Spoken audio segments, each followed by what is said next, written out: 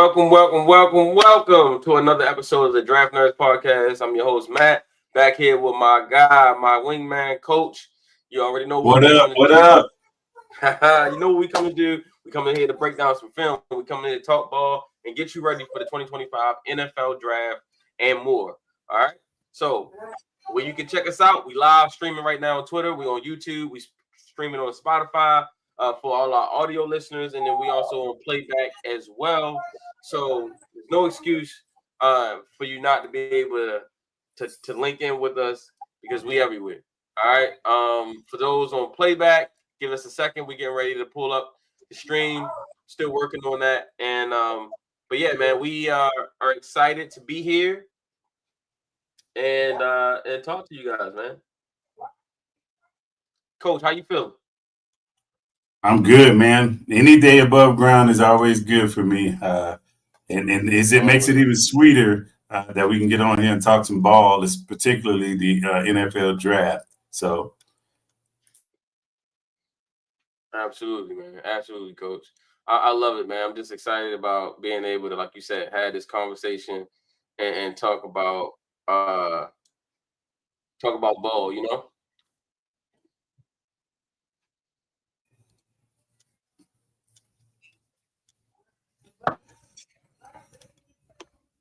hey, how's the weather out in Cali, man? Oh, the weather's great, man. Today it is. Let's see where we at right now. We are at 70 degrees and sunny. 70 degrees and sunny. Nice. Yeah. Yeah. So we had 72 over here in Colorado, but hey, I go outside in an hour, we'll probably have a hailstorm. So again, I'm enjoying it you while in Colorado. I can. I was just about to say you in Colorado, so it gets ugly up there, man. Yeah, hey, so Coach, tell me, man, what's on your mind, man? What are we thinking? What are your thoughts? You know, we 7 days away from the draft. What are your thoughts? Mm-hmm. Man, I'm just thinking about all the different versatility that the Ravens have or they could have in the draft. I want to, like we was talking before we got on the show, I want fans to kind of temper their expectations because based off of the conversation we've had, and I'm basically sitting there saying, hey, we want to not go into the draft with the first round pick, the second round pick, or third round pick with, hey, we want to get a guy that's going to give us 15 sacks or going to give us 1,000 yards receiving or whatever it may be. Because at the end of the day, it's just like we was talking in the space. There is no dire need for the Ravens at this particular point. So trying to say, hey, we want to get this particular player and then put said player on the field for 65, 70% of the time, I just think it's unfair to have those type of expectations going into the draft. Now, if we get a player that has the capability to do that, I'm cool with it. I'm not going to turn away from it. But I just think we got to understand where we are on the pecking order as a team when it comes down to drafting. Yeah, I agree. 100%. I think when it comes down to it, man, it's about you know, it's about team building, right? And I think more fans need to understand that. It's about team building. It's about constructing a roster that goes beyond just this season. I know it's hard for fans sometimes to look beyond just the current season coming up, but that's the way GMs have to look at it. You're not looking at 2025. You got to look at 2027, 2028, because to be honest, many of your players in your draft class probably aren't going to help you for another 2-3 years. It's nice when you have guys that can come in and compete and contribute immediately, but like the odds of that happening is not super high, right? Your first round pick may come in and give immediate impact. Your second round pick maybe as well, but after that, second round, third round and lower, you're hoping, right? You're hoping you got a guy that can contribute on special teams or someone that you can get in your program and develop. But it's just no guarantee that these guys are going to come in year one and just dominate. So it's about roster construction. It's about team building. And to me, it's about building your roster to the point where when you go into the draft, you're not desperate, right? It's like I always give it equated to when you go to the grocery store and you're hungry, you're more likely to be more impulsive and just buy stuff that you don't need, right? Because you got an appetite, your stomach growling, and everything look good to you, Yeah, you got right? you got to take for everything. You got it right. You got to taste for everything look good to you. But when you eat something first and then go to the grocery store, all of a sudden you ain't desperate. You ain't desperate, right? You going in there and you are getting what you need and you're getting out, right? And that's what smart teams do. They make sure they fill most of their holes before the draft so they can go in the draft and just take the best players. And the Ravens roster right now is constructed in a way that is truly BPA. Like they don't really have a major need for a starter per se. I think they could use an upgrade. Yeah, of course. They can use some upgrades at probably safety. They can use an upgrade in interior D lineman, add some depth there. They can use an upgrade at guard, maybe. They can use some upgrades at receiver on the back, But for the most part, they don't have an immediate starter need, right? The corners, you got Chidobe Awuzie, you got Marlon Humphrey, you got Nate Wiggins and TJ Tampa. You don't need you're not in a position like you were last year where you was like, yo, we have no one who's going to start at corner for us on the other side of Marlon, right, this year. Right? Or last year when we traded away, and I say keep saying we, but the Ravens traded away Morgan Moses, right? And they didn't have a right tackle whatsoever. And so they needed Roger Rosengard, right? But this year they put themselves in a position where they don't have to be desperate. What are your thoughts? Oh yeah, absolutely. And to be honest with you, Matt, thinking about it, remember, the quarterback that Roger Rosengarten was protecting, right? So one of these moves that we made in these last couple of drafts may already be paying off.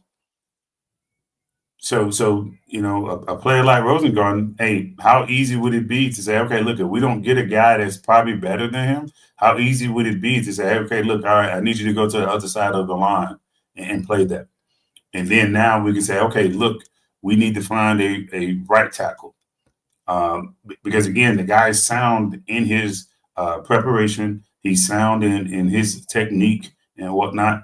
And I think to be honest with you, he's probably progressed better than we originally thought. So with that being said, it's like, hey, okay, what does that look like in 3 years? You know what I'm Right. saying? So Jay Will says, "What's up?" He said, "What's up, guys? If Marion Hampton is there at 59, do you take him?" That's interesting. First of all, I don't think he'll be there at 59. That's number one. Number 10, number two, I think that would be something the Ravens would consider because I do think they are about adding good players, and Omarion Hampton is a really good player. Hmm. At 59, that is pretty high for a running back for a team that legit like has a stable of running backs, right? Well, you got Derrick Henry, you got Justice Hill, you got Keaton Mitchell, you got Rasheen Ali. Like they have a stable. If they did that, this would definitely be the last year for Derrick Henry with the Ravens, no matter what. They have not extended him yet, and it doesn't seem like they're going to.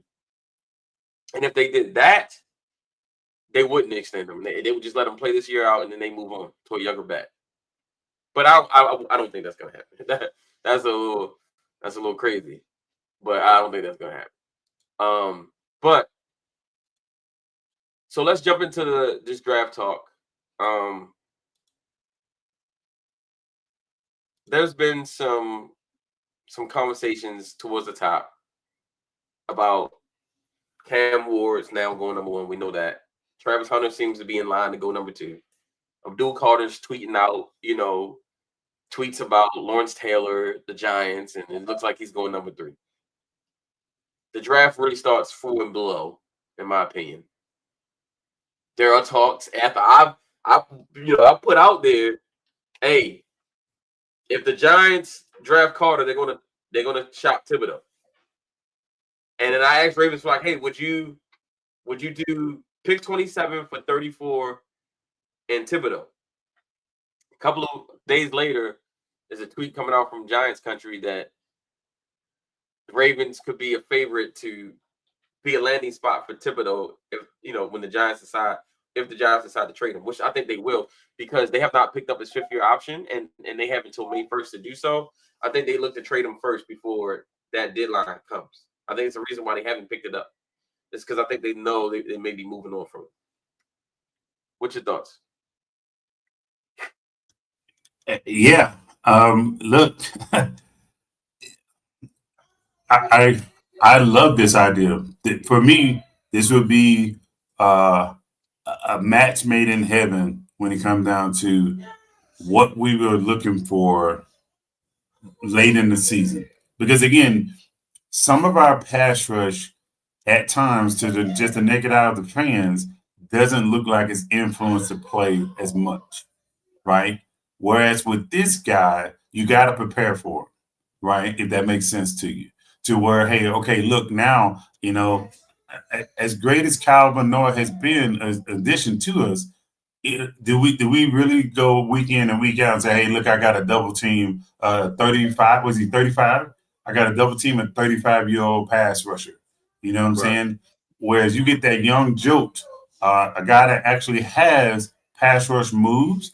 Now we're talking, hey, look, hey, we can't even go to that side, or we got to send a double team there. And I just think it just adds to freeing up guys and let guys go one-on-one. And we all know that's a D lineman dream to go one-on-one consistently throughout a season.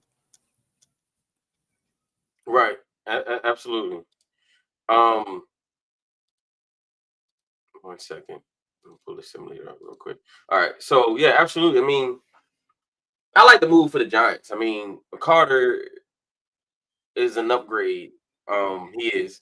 And then when you pair him um with Burns on the other Brian side, Burns. and Brian Burns on the other side, then they have the big nose tackle in the middle. That's a really good front that they got, and they got some other guys too over there that don't have the name recognition, but they got game. That'd be interesting. And then trying to come back to get the quarterback by trading back into the first. That's also smart because you want to get the 5th year on the quarterback, and you avoid taking one in the top 5, right? So it's kind of like to win-win if the Giants can pull it off. They can find a way to draft Carter and then also trade Thibodeau to get back in the first round. I think that's a win-win. You get off a contract that you're not going to extend. You avoid having to pick up the 5th-year option. And you get yourself a quarterback that's going to be your future, but you don't have to play said quarterback this year because you do have Russ and you do have Jameis.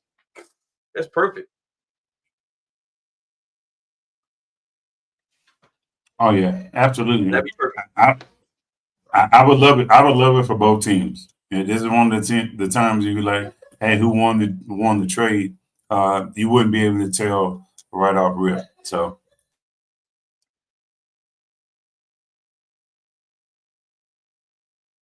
Absolutely.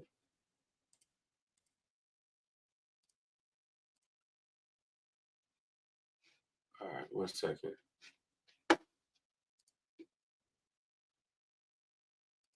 All right, perfect. Yeah, so we got a couple questions. So in the chat, we got Braden Swinson is a guy that a lot of people are talking about. That can be a steal. That comes from Brandon.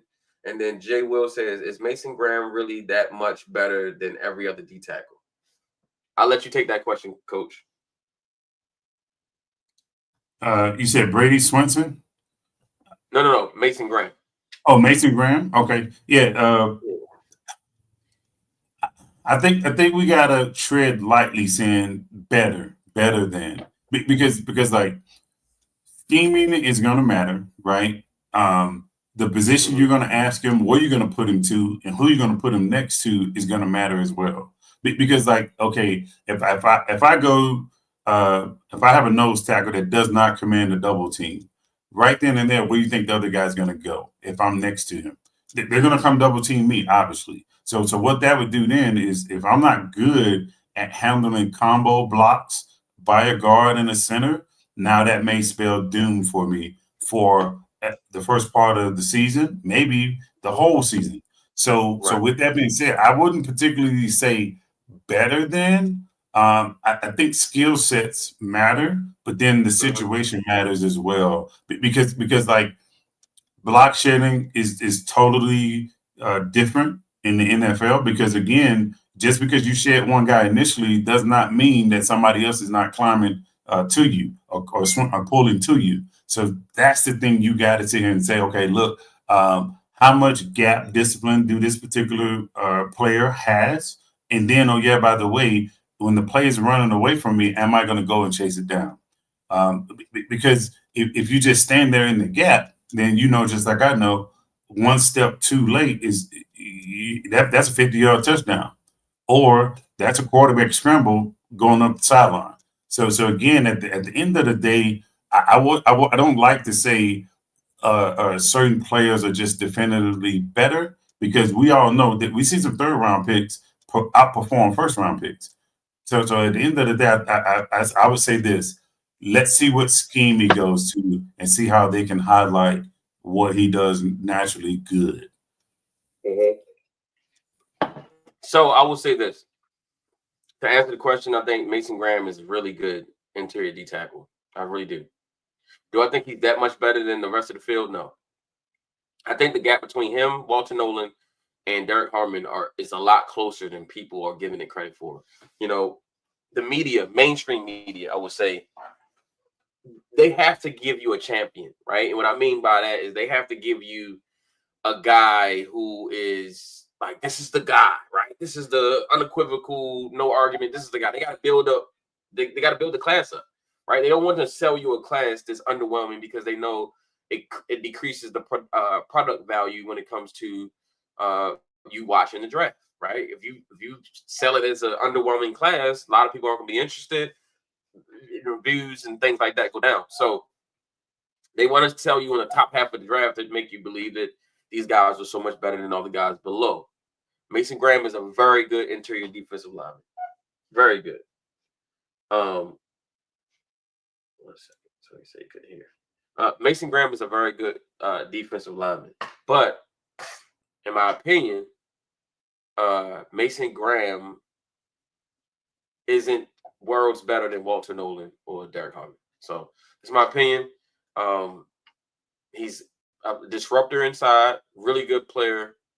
I just don't think he is worlds better than the other guys. This is a really good stat class too. When you talk about the interior D-line class, like really, really good, right? Like this class is unbelievable. When you think about this class, it's really good. So what are your thoughts on like his strengths, weaknesses, and then what do you think? How big is the gap, coach, in your mind between the two? For me, I would say his strength is probably his motor, right? I would say his motor, initial steps, as you're going to see here. I think he's just relentless to the point to where most centers and guards got to kind of get their feet set. The center got to raise his head and see where he is. If not, you lose him. You lose that first step. He's going to keep pushing past you. The other part about this is, what does his pass rush package look like? Because you have to sit there and say to yourself, like, to say I'm just going to be a run stuffer in the NFL, I think it kind of limits you, and people are going to game plan for that. You'll have some O-line coaches and some coordinators. Sorry about that, coach. I got kicked out. No, you good. So you would. I don't want him to just be labeled as a run stuffer only, because if you start to do that, now we're talking. Hey, okay, look, we know anywhere from 3 to 6 sacks coming from that interior D lineman is probably prime for the NFL. If he can get in that particular threshold and stay there, I think that's where he's going to benefit the most. That's where I think the difference is, basically getting there and not just a bull rush, if that makes sense to you. Yeah, absolutely. He does present multiple problems for offenses. He can stop the run, and he does what I love when we call, and coach, we call it, you got to be able to stop the run on your way to the quarterback, right? Meaning, like, your first initial responsibility is to set the line of scrimmage and stop the run, and then as you're doing that, work your way back to the quarterback. So quarterback decides to keep it, you've already reset the line of scrimmage, and now you're working your way back to the quarterback. But at the same time, you are pushing to stop the run, and that's your first responsibility as an interior D lineman. Always is to stop the run. And I think he's a really good player. But if I would have to say is he worlds better than Walter Nolan or Derek Harmon, I wouldn't say that. I wouldn't say he's worlds better. Now, what do you like about Walter Nolan, Coach? He bring the thunder. If you put on his tape, he understands, like, hey, football is a psychological type of thing too. So if I put some extra mustard on it, right, that starts to create some doubt in some of the play calls. And that means, hey, running back's not going to step through to take that mesh point. He's not going to step and take that ball as confident as he has before after I put a couple stinks on him. Same thing with the quarterback. It's like, hey, now I'm starting to second guess what's my responsibility? Where am I going? The other part about it is, as you've seen just now, the first play, pass rush move. If it's one thing to stop the run, I'm not taking anything away from it, even though that's your first thing, right? But when I'm not running the ball, right, can I get off a pass set? You know what I'm saying? If I can get off that pass set, as we're seeing right here, now we're talking about, hey, I don't have to commit more people to get that pass rush generation, if that makes sense to you. Because I guess size, he can get skinny in a hole, like, real easy, right? And that's difficult when you talk about a guy that size being able to get slim enough to be able to shoot a gap, right? That is what was most impressive about him for me, is that he is able to beat guys with finesse, even though he's a bull of a man. He can get inside and slip through, like right there, right? Look how he slipped through that block. Normally, smaller guys like Meta BK would be able to do something like that. Not a guy the size of a Walsh Nolan, but watch how he slides between this guard right here, and he gets the pass not batted down, right? The only concern I have with Walsh Nolan is that, does the motor always run high? Right? Is he internally motivated young man, or is the situation he goes in is important? Like, does he have to be in the right situation? I think he has to. I think it's kind of like Jalen Carter. Jalen Carter was very talented, very, very talented, top 5 type guy. But he also had some character questions where if he didn't go in the right situation, it could be all bad. Philadelphia had a strong locker room, so it was perfect for him. My comp for Walter Nolan is Jalen Carter. I think he could be great in a Baltimore locker room, a Pittsburgh locker room, a locker room that is loaded with veterans, and where he can just come in and just do his job. And he'll be held accountable by the veterans. So break down Walter for us. What do you think about Walter overall as a prospect, and how much of a difference do you think, like, you already said you don't feel like there's a huge gap, right, between him, Mason Graham, and those guys. But like, what is his ceiling in the NFL, in your opinion? As you see on the film, I love the versatility. You can move him everywhere, right? As you've seen, he went out to a 4-eye, right? Being able to go into a 4-eye or a 1 or a 3 technique, that is huge. That is huge, and also be able to win. That's the other thing about it. It's because it's one thing to commit a guy and put a guy out there, but it's a whole nother monster. He goes out there and he wins because if I put you in the 4 eye, that means, hey, okay, look, that tackle has to come there and squeeze you at least, right? And if that tackle has to squeeze you and he doesn't squeeze you good, guess what? Hey, I win. I win this particular rep. And we all seen, hey, him being able to bend in or out of the particular wherever you put being pushed. I just think that's where the difference lies, right? The other part about it is he doesn't really necessarily have to get you to turn your shoulders. He can win just with a little flinch. And I think that's what the difference is between him and Mason. I, I, I love, again, where he's able to play and do what he's able to do. That's what's going to probably help him out. But I am with you too, though. If I'm going to ask him to play 75% of the defensive snaps, that's why I started to wonder, because now we're talking about a loss of technique, loss of fundamentals, and I just think that could come to bite him in the butt, right? I just think for me that burst is everything. But what happens when that burst is not there and you got smarter offensive linemen that are able to double team you?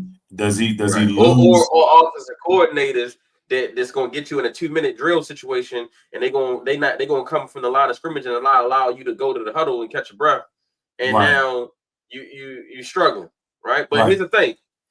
One thing I know, if he's on the Ravens, he's gonna be in shape. Because one thing about John Harbaugh is you gotta be in shape. You gonna pass that conditioning test and you're gonna be in shape. That's one. You can say what you want about Johnny, but Johnny gonna make sure you're in shape. You will not play if you don't have the proper conditioning. You won't play. Right. You won't play. Hey, did you see this last play of him in South Carolina? See how he the play before this one. Okay, let's go back. Watch how many guys he get committed to him to block him right here. Watch this. How many guys he get committed to block him, and none of them block him. 1, 2. Like, come on, man. The whole line right there. The whole line right That's what I'm saying. And so just think about that. Like that's depressing as an offensive coordinator. Like I got 3 guys that touched him and nobody blocked him. Like, yeah, that's crazy. Watch this. Look at this. Penetrate, double team. Still, he goes around the guy. He reaches out. I'm gonna still get you. He goes around the guy to make the tackle. That's what you want to see. Let's check the chat out here. It's a full screen. We will go. Still people. Wow. Unbelievable. Hey, how was it? I got the snap. Oh, good job. All right, so that's Walter Nolan. Now, tell us, what do you like and love about Derek Harmon? Derek Harmon looks to inflict punishment on you. Every time I see him make plays in the backfield, it's not I just want to tackle you. I want to turn you into a basketball player. And that's what I feel every time he comes in. The one thing I do like about him is I like a big guy that can break down and kind of trap you in and either wait for the cavalry to come or he can get you down one-on-one. And that's what I think the difference for him and Walter Nolan. I love this guy because he does what was asked of him within the scheme of Oregon. So as you can see right here, so he's like, hey, okay, look, I don't want to just tackle you. I want to punish you like as much as I can. Like right here on the ground, there's extra stuff. You just like, okay, cool. And I think with him, he's a little bit more versatile than people want to give him. Like for instance, those passes defended, those are legit passes defended, not hey, some guy that tipped a ball at the line of scrimmage and whatnot. So I love what he brings to. I don't know if they move him around a lot like Walter Nolan though. Yeah, I love Walter. I mean, I love Derek Harmon, man. He reminds me so much of Chris Jones, right? Like his ability to just play zero technique all the way to 3 technique. He can play inside, outside, off the edge. He can, he can sack the quarterback. He can stop the run. He just does so many different things that can help your defense. And I think that's something that's important when you're thinking about what teams need, right? We just watched the Super Bowl where the difference in that Super Bowl was the front seven and the offensive and defensive lines of the Eagles, right? They completely took apart the Chiefs, right? The Chiefs might have been comparable to them at the skill positions, right? Chiefs have really good corners. They have really good safeties. They have really good receivers, right? They have a great quarterback, but they lost in the trenches. The games are still won and lost in the trenches. And they got their butts kicked on the offensive and defensive lines. And so, with that being said, the value of just a dominant rusher from the interior is invaluable because it makes the edge rushers better. It presses the pocket, and it just does things for the rest of your guys, right? Roquan Smith and all the edge rushers and stuff, right? It does things.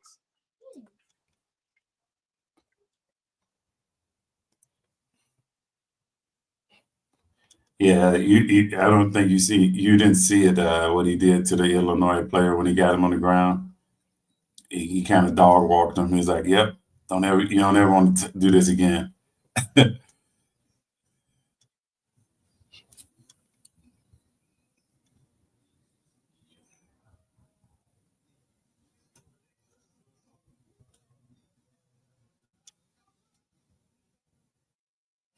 It's just crazy, man. Yeah, just dominant, man. Yeah, Just dominant. Yeah, and the other thing I like about him is he's smart with what he's doing. So I don't know if you paying attention to this. Like just now, he put his left hand on the tackle. I'm gonna tackle, but the center because he knew the play was going to the right. And so what that then set him up for was a leverage point. So now I can push him towards this particular way, and I can get behind him. There you go again, punishment. See, like look, the right he hit the right player like that. The right player's like, all right, I'm done after this year. I'm in the portal, and I'm transferred from football to basketball. Did you see what he just did? He took that little running back and flipped him like a coin. Let's go back a couple of. Watch this. Watch this. Get up out the way. Where you going? Where you going, dog? Where you going? Yeah, that's why I like him, man. I like him a lot.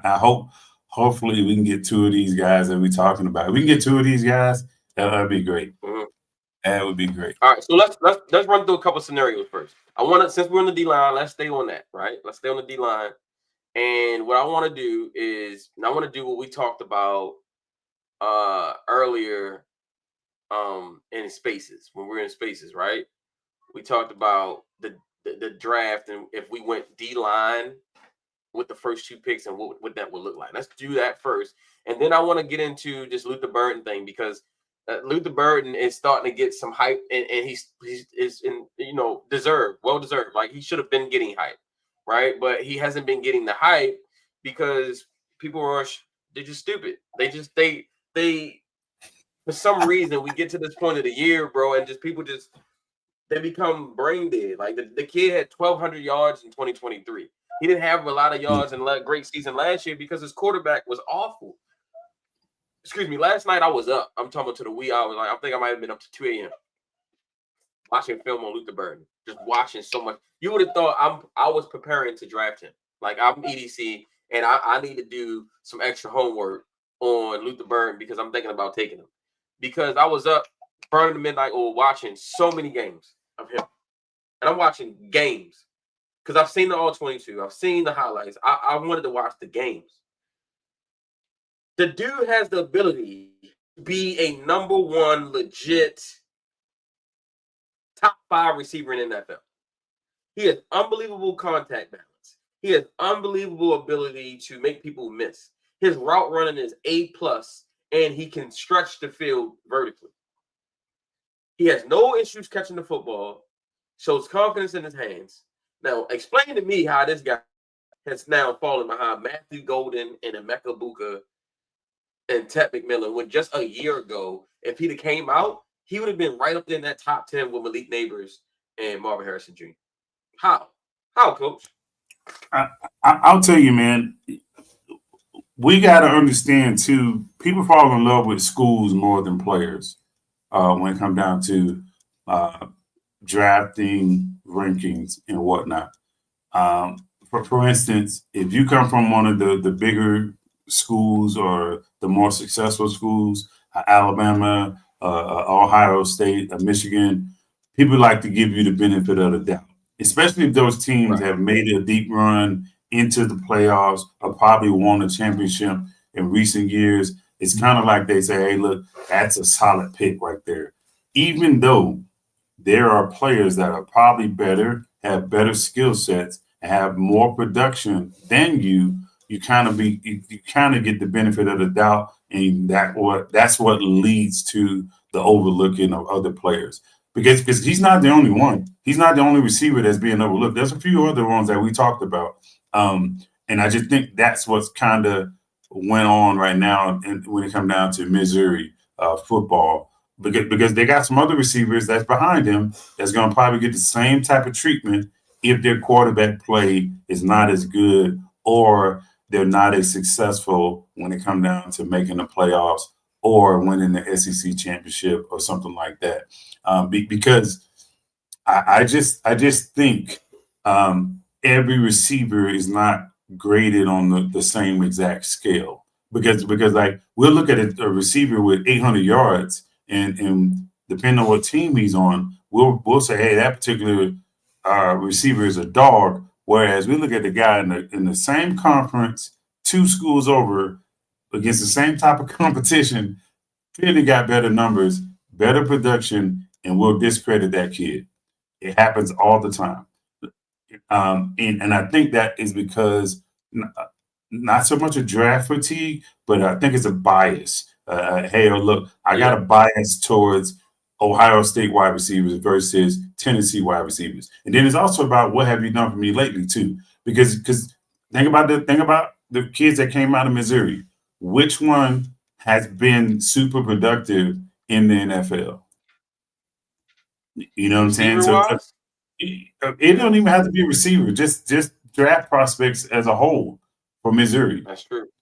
You see what I'm saying? And I think They just that's put what's out a kind of bevy of all right. pros, right? Like, And as unfair as it is, it's also lazy. So I don't like when that happens, right? Because usually, there's a you're lying. yeah. What up? Hey, so yeah, I don't think it's fair when you take a whole school and write them off and say, hey, look, because they haven't gave us anything in the last couple of years, I don't want this particular kid on my team, or I don't want to give this kid a fair shake when it comes down to it, because every kid's different. We don't know how they're going to respond. Because another thing is a receiver, put a receiver in the right system with the right players and the pieces around him. That particular player could probably lead the league in receiving, lead the league in touchdowns, or be an all pro in his second or third year. You just don't know until you give that kid a shot with certain teams. Right, exactly. You see how smooth he is when he transitions. Not a lot of wasted motion, right? Not a lot of unnecessary moves. He's just in and out, and then you know what he can do after the catch. But he's just so smooth. Not a lot of wasted motion. Gets to his spots, catches the football. Right. You know what I'm saying? Shows confidence in the hands, extends the hands. You know I love that. Yeah, absolutely. Look at the acceleration on the deep ball. Quinn Ewers actually underthrew him. Mm-hmm. He was out there. Yeah, he had to stop. Look, it's another one. He got to slow down. Yeah. He got to slow down. He got wheels. Like he can stretch the field easily. You know what I love about every catch? He did what we call took a picture. So as a receiver coach, when I was a receiver coach, we basically have a kid bring their hands together and basically we call it create a photo. See the ball, create a photo. Right. Exactly. And you see Hey, it. throw up the rock sign. Throw up the rock sign. And that's for me, that lets me know that he responds to coaches and he's able to carry those messages with him throughout his career. And that, although it may not seem like much, but that's huge when it comes down to I got a quarterback that does not have accuracy issues and he can put the ball where I need him to put it. Exactly. So I want to go over this one right here. He played. I'm going to start with the LSU film, right? Him versus LSU.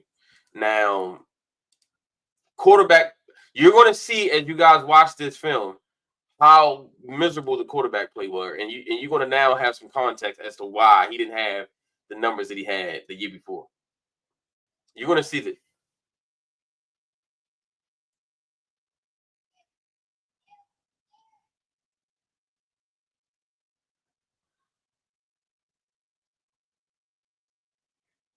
You on mute, coach? Yeah, I don't understand this because that's a perfect play call for a cover 2 beater, and you still kind of put it behind him. Right. Oh, you're gonna see more of that as we go through this film. Look at that! Oh my God! You see that? He caught the ball around 3 defenders and popped out. Watch this. They should have converged on him. Nope. The dude is 6 feet, 206 pounds, and moves like Zay Flowers. Right. Nice back shoulder. Goes up. Shows he can big boy. Gives him the hezzy. Goes up. Catches the ball at his highest point. No, I love that. Swings the ball out to him in the flat here. Not much room to do anything. But as we watch this film, man, you're going to see, like, I felt myself, like, frustrated with Brady Cook. Because I'm like, what is he doing? Right. Like, what is that? Bro. Wow. Like, what are we doing? What? You're in college football. Like, the dude's right there. What is that? My goodness. What is that, coach? Yeah, that's horrible. That's to me, that's unacceptable. That was bench worthy to me. Yeah, look at that interception. Like, and now we know why Luther Burden did not have the year he had the year before. Because look at this. A blind man can see you throwing right into the zone. It's triple coverage. Even these short passes, you're not doing him any favors because you're throwing him the ball with defenders all around him. The only thing he can do is catch the ball and get tackled immediately. Where's the opportunity to catch and run? Could you imagine him in a tall-looking offense with the space he'll have with Lamar Jackson to be able to actually catch the ball in space? Right. Being the number 3 option because everybody's focused on Zay and Bateman and Likely, and now all of a sudden you got this kid. Look at that. Come on, man. How do you miss that one? These are layups. Mm-hmm.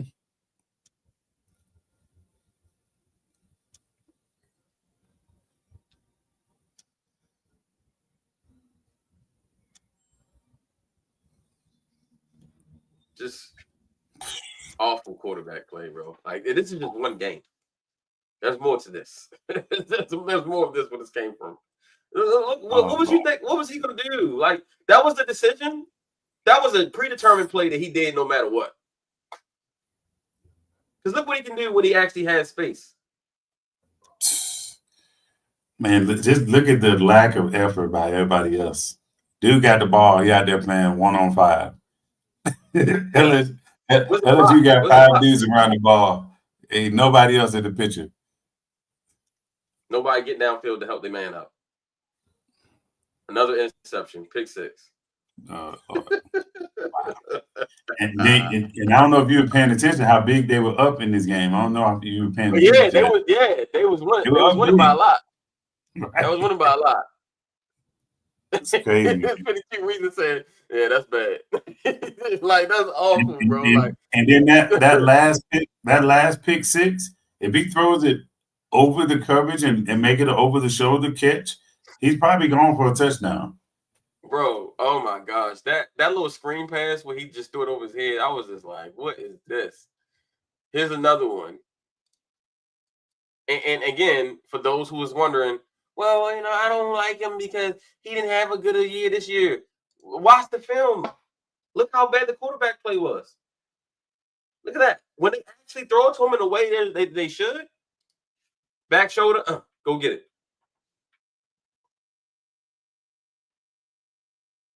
He was like 99% of their offense. They had nothing else.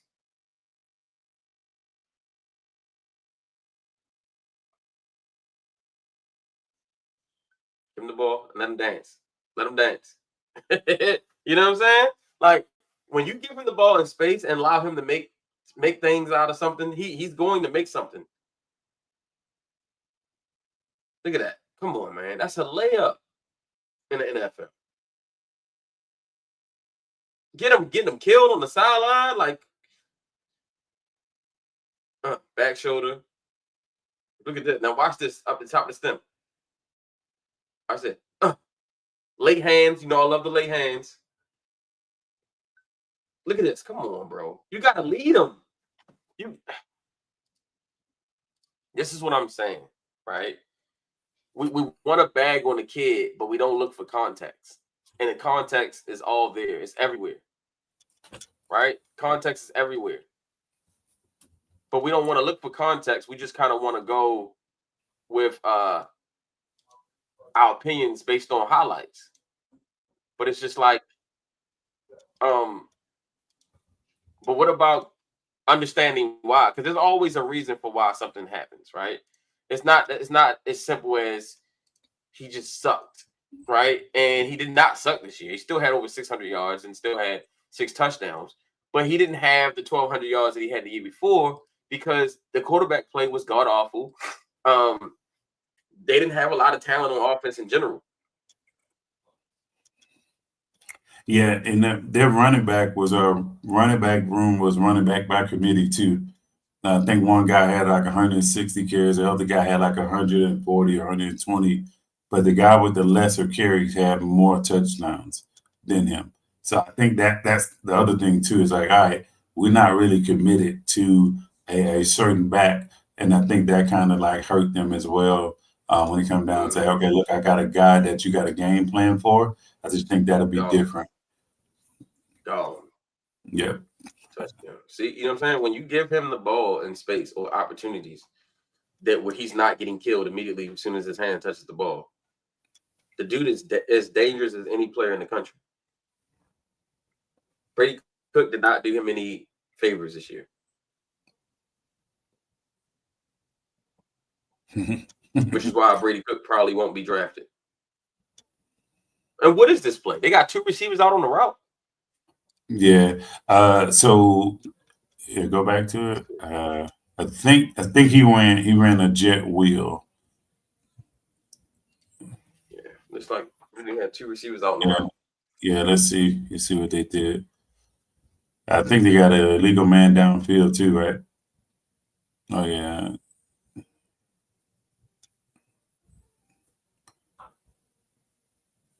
Yeah. Bro, what you doing, Lyman? What you doing? You see, he pissed. He like, I can't wait for the draft. Right. I can't wait for the draft. Look at him, bro. He can't wait for the draft. I can't wait to get out of here. And you gotta respect him because a guy like Luther Burden could have easily hit the transfer portal.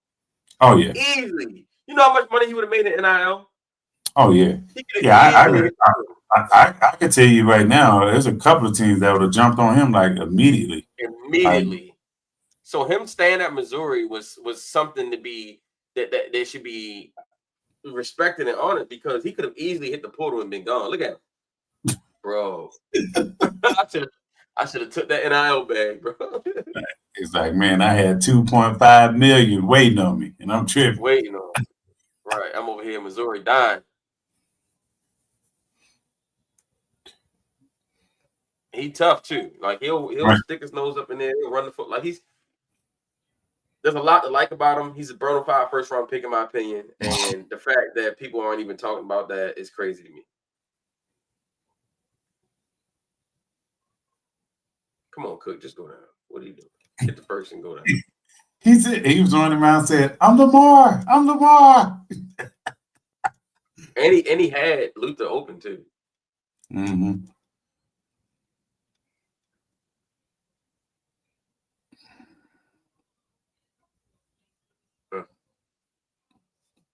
That starting ability is crazy. Yeah, it is. The other crazy part about this is like if you get to a quarterback that can throw the ball to him, he doesn't have super big hands. So it's most of this is straight ability. Yeah. It's not like saying, hey, okay, look, because I got these mittens, I can just engulf the ball. It's like, no, I don't have really big hands, and I'm plucking the ball out of the sky because this is my skill set.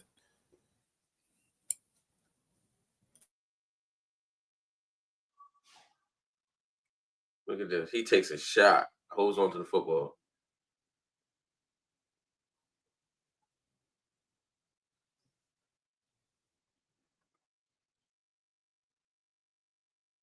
If you look at him, he's built really well. Like he's really put together.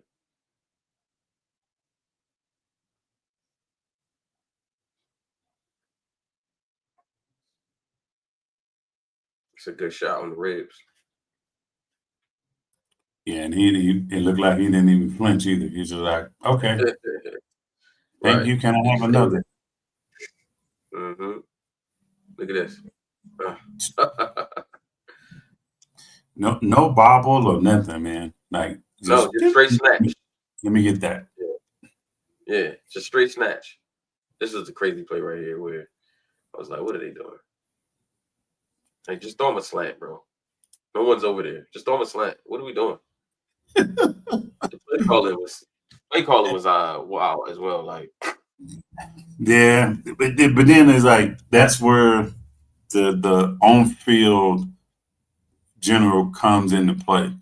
So like if I see that, right, and I see, hey, these guys are off and there's nobody over the middle, I'm calling a slant, bro.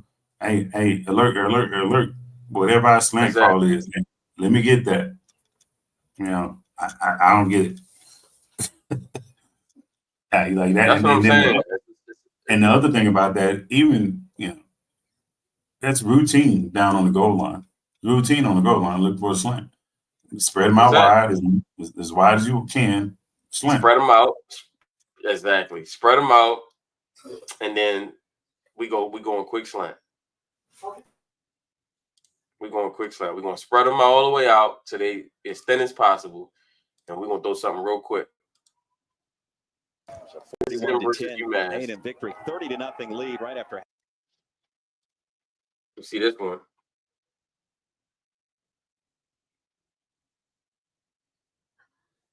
Touchdown. Boy playing back. Boy playing backyard football, man. Playing by himself. Taking something short, making it long.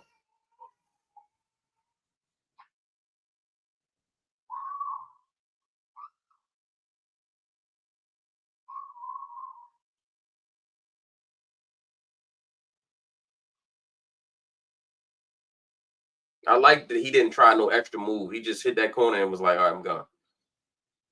Yeah. Some guys might want to try a little move to try to get some more separation.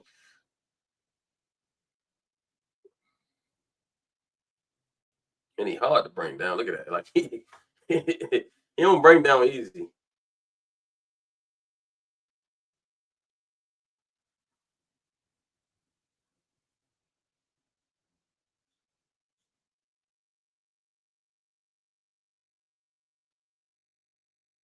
And see, you can see all the ways that he can possibly be utilized.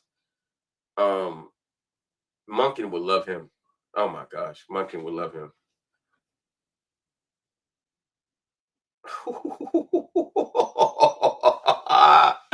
Oh my! Did y'all see that?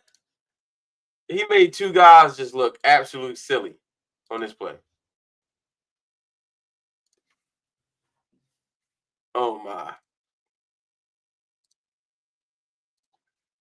Whoop! I'm saying, man, like, dog. When they say make you miss in the phone booth, look at that. Whoop! Whoop!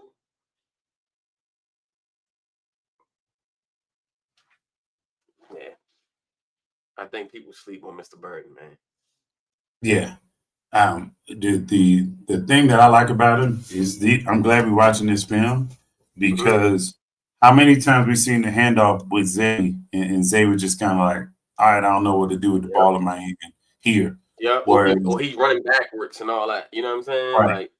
Like, So now we take that responsibility away from him and give it to Mr. Burden. That who's I'm used to it. I'm keen on doing it, and I understand getting in and out and run when it's time to run past people and whatnot. I want to show you one more. This is against Boston College. And you know, as Araku played in this game, and Boston College has a couple of defensive draft guys. Gotcha. Yeah. Hey, I'm gonna have to jump off here in a little bit, man. Okay. Cool. You know, I appreciate you as always, Coach. All right, so Yes, sir. Watch this. See his ability. He showed he trying to get active in the blocking game. It was a penalty and play didn't really get started, but it shows his ability to, you know, he don't mind getting in there and blocking.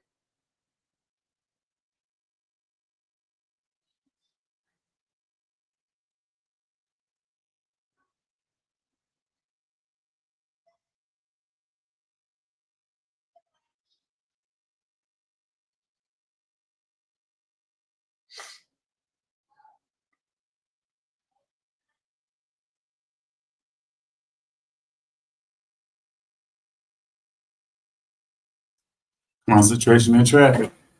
Mm-hmm. All right. Hey, I'm gonna probably jump back on here once I come back, Matt. Yes, sir. So if you're still on, I'll probably hit you up. Absolutely, Coach. Appreciate you. All right. Peace. Take it easy, man. All right. Thank you. Yeah.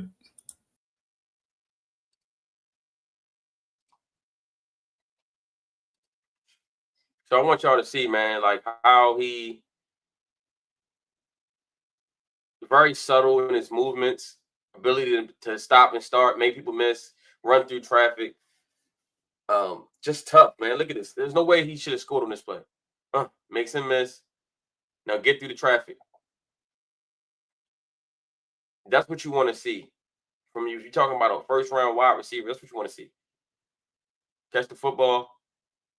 Oh, hit from the back. Got to cover the ball up. He takes a shot from the back too.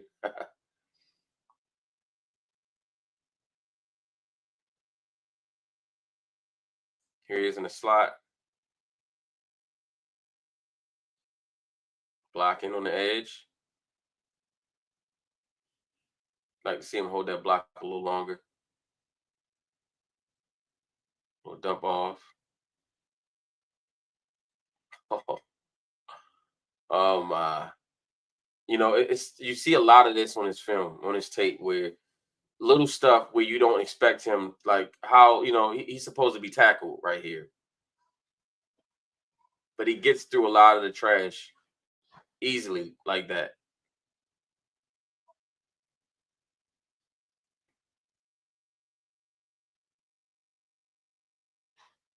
Little screen. Quarterback throws it too low.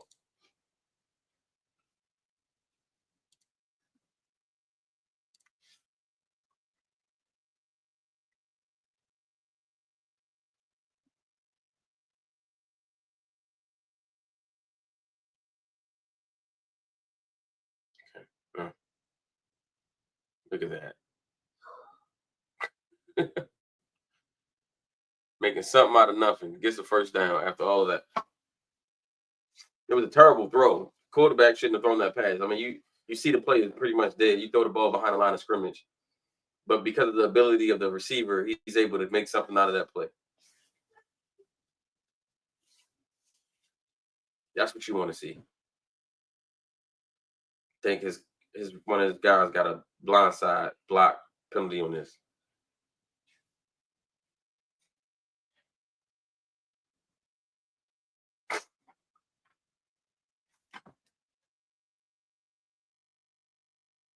Deep route. He's open. Overthrown. He had a guy.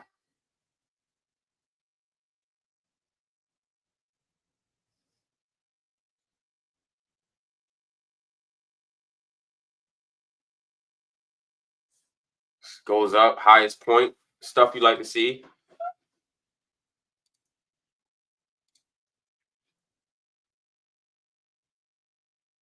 Hey, 52, listen. He said if he had 27, they should take him if Mike Green gone. Yeah, I think Mike Green will be gone for sure. But I want to try something real quick with y'all, yo. So I'm going to do mock draft, 7 rounds, and I'm going to do what we talked about in spaces earlier, and I'm going to go back-to-back D tackles, and let's just see how it goes, right? Let's just see what we come up with when we go that route, and then I'm going to do one with Luther Burden and see how that one comes out. So y'all rocking with me? We rocking. Let's do it. All right, let's start the mock. We're on the clock. As you can see, Luther Burden and Walter Nolan, both there. Top of the board, by the way. I'm sure. Oh, Derek Harmon is also there. So I'm going to get you guys to participate. Should we go? We're going to go back-to-back D tackles. Who should we start with? Put in the chat if you think we should start with Walter Nolan, or let me know if you think we should start with Derek Harmon. Who do you think we should start with?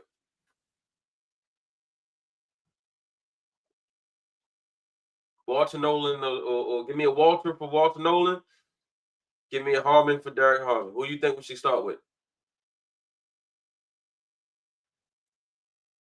Because they're both on the board. And I could easily see the Ravens going either one. I think either one would be a good fit. But we're gonna start this draft with back-to-back D tackles. So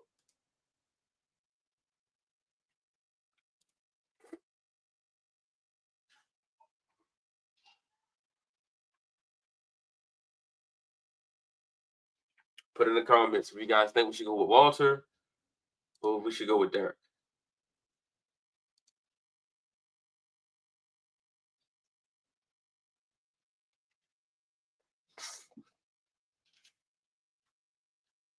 Not gonna lie, I'm kind of leaning towards Derek Harmon. I do like Walter Nolan though, but I'm kind of leaning towards Derek Harmon. But you guys, let me know.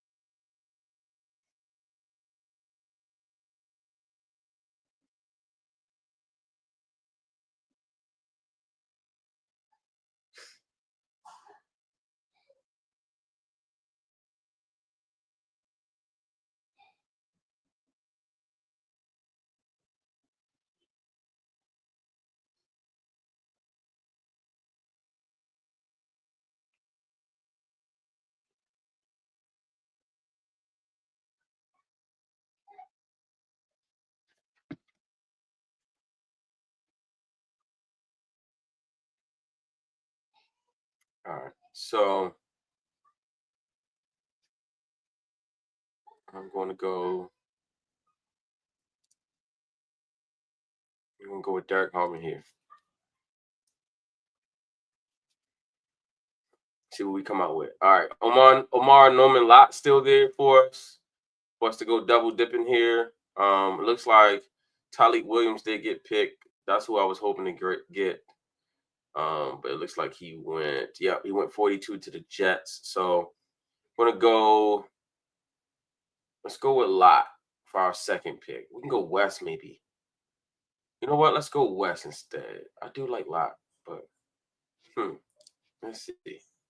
What do you guys think? We go Lott.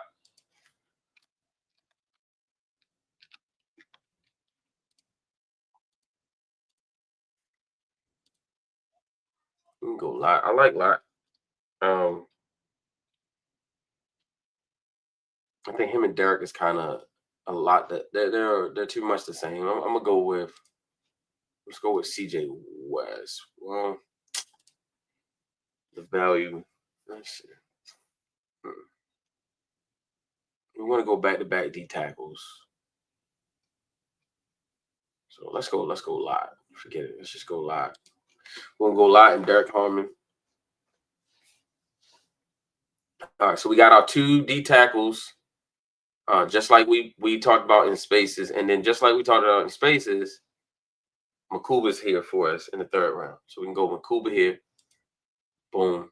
So we got our safety that we would have probably taken in the 1st round, but we still get in the 2nd round. We get our 2 D tackles. We come back to the 4th round, and Kyle Williams is sitting right there for us. So we get our receiver at 65 and Kyle Williams right here. Perfect. All right. So far, this is the strategy that I think could work. We get Derek Harmon. We got Omar Norman Lott, right? We go 2 interior defensive linemen who can play on the edge a little bit because the strength of this draft is in the D line. It's not in the edge. This is a really weak edge class, and you'll be forcing picks trying to do that. You go back-to-back D linemen, and then you go with the safety in Makuba, who I like a lot. He's my favorite safety in this draft, even though I do like Starks. I think Starks will be the number 1 safety, and he is my number 1 safety, but Makuba is my preference. I love Makuba.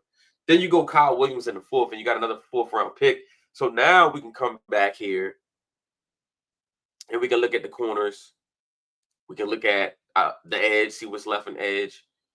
We can look at off-ball linebacker, see what's out there. Let's see.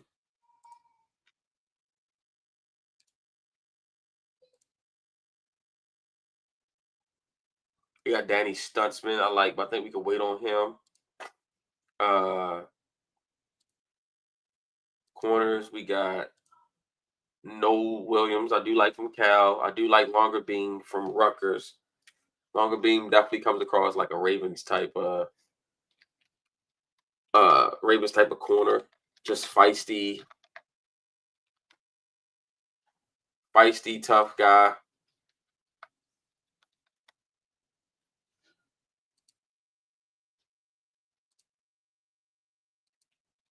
Let's see.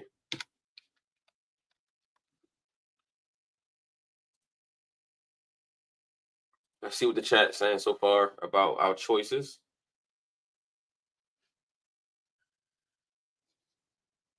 What we got down there? All right, so I do like Longer Beam.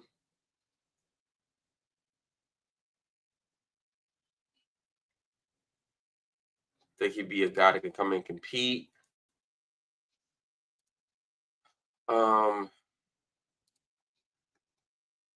I do like let's check the edges out. Let's see what the edges got. Let's see what the edges got for us. Don't see. This is why I don't like to let the edge go. Like again, like once you get here, you're in no man's land, right? Like I'd rather just stick with my interior guys and get a pass rusher somewhere else. All right, so let's say we go. Let's look at the top. Torrey Horton. We got Kyle Williams already. Isaac Tesla. ETN.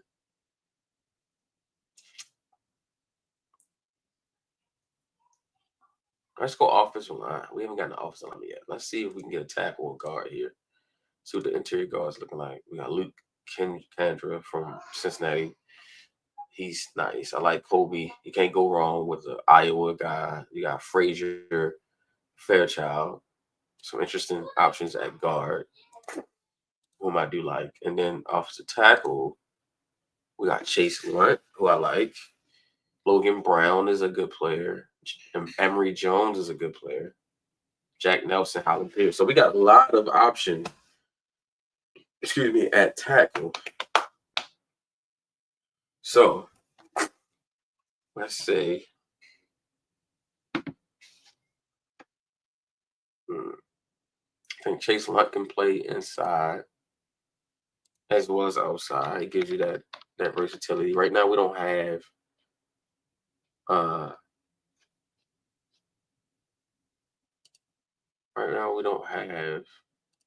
depth at tackle. We got Cleveland, but we don't really have a backup tackle. I think Logan Brown can play guard at the next level.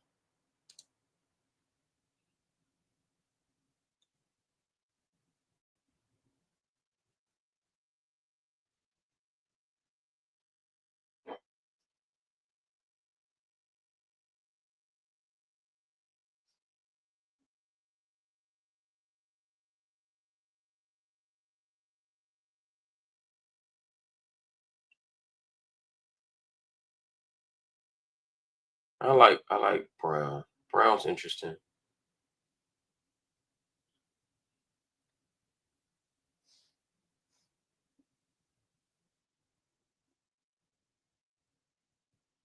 I think he can play inside as well.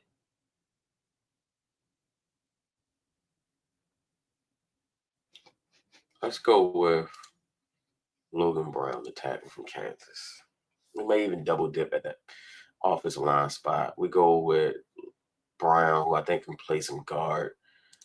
Brown stands at 6'6", 315. Brown looks and grades like the kind of offensive tackle we're taking a chance on. He's an ideal athletic build for the position with great height, weight, and length, and flashes power on contact and fluid movement skills. However, his fundamentals remain a work in progress.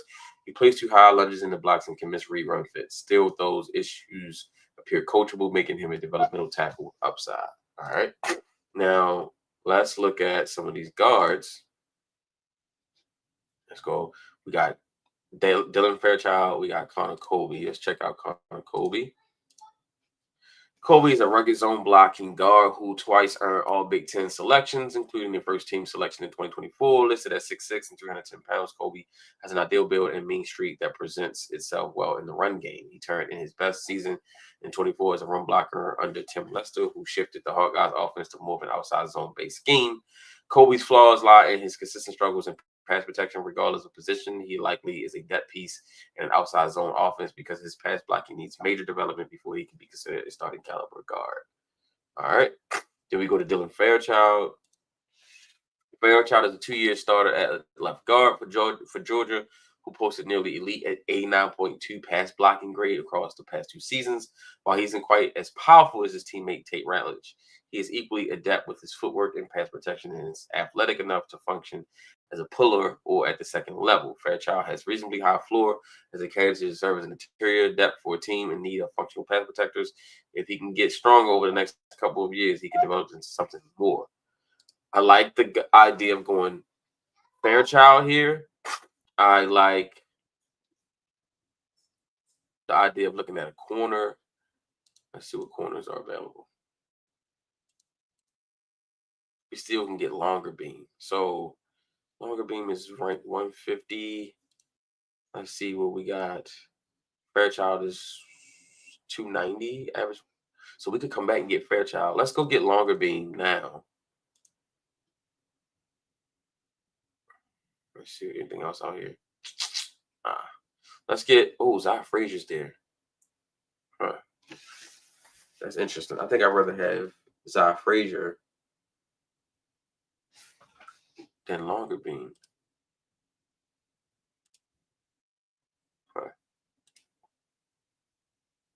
Okay, let's try something. Let's see if we can get all 3 of these guys.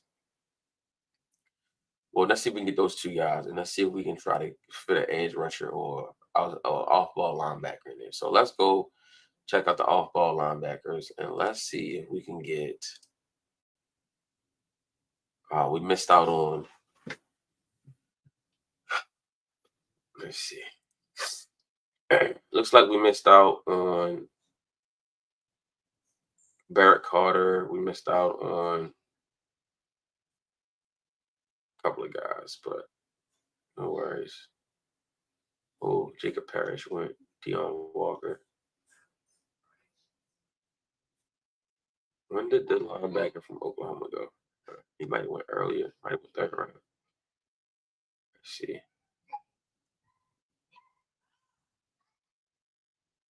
David Walker went to the Saints. Okay. All right, so I do like Smile Monday, but he's much later. So I'm not going to go there. Check the running backs out. Maybe it might be still. Marcus Yawns, I do like. Taj Brooks is interesting. Ali Gordon down here is interesting as well. George James, I like as well. Phil Maffa. There's plenty of. There's so many running backs. This running back class is crazy deep. Tight ends. Let's see what tight ends offer us. Thomas Fadone. I like him a lot.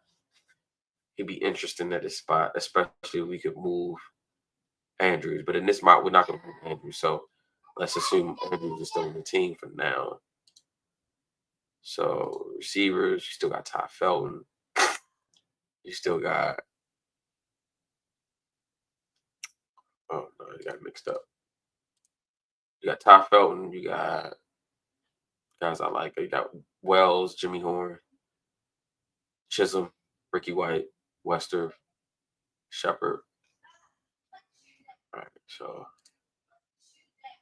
we got to go corner regardless. Let's go. Zy Frazier. We go Zy Frazier, and then let's go back and get our guard. Hopefully he's still there. Fairchild. Boom, right there. He's right there waiting for us.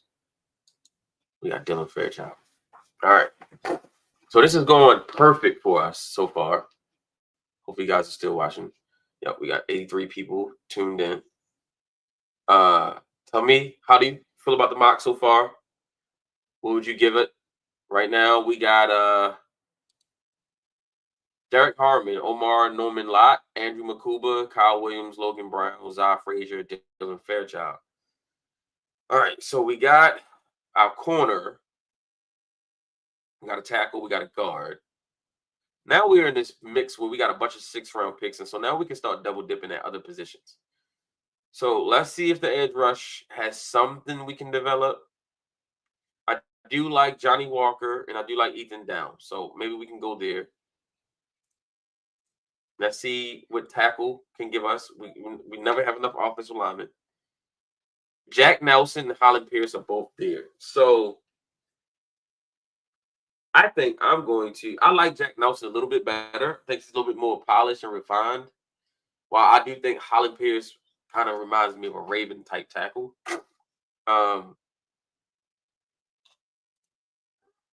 See if we can get a running back. Let's see. Oh, Taj Brooks, Raheem Sanders, Ali Gordon. You know what? Let's take. Let's see what's available. Ty Robinson would be so good. It would be 3 D linemen, but hey, right now we got 3 on the roster. So, and Ty Robinson is a guy that could play inside, outside.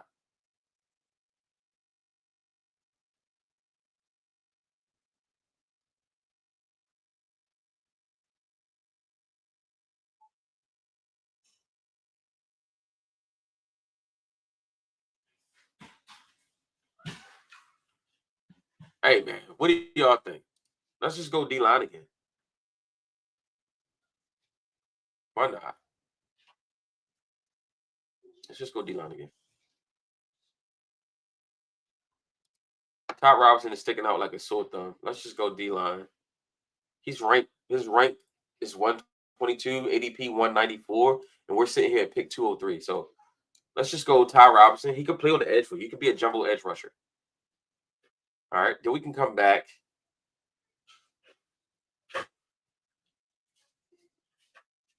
And then we can take our tackle. Get another tackle here. Just double dip in the trenches. Let's go get Holland Pierce.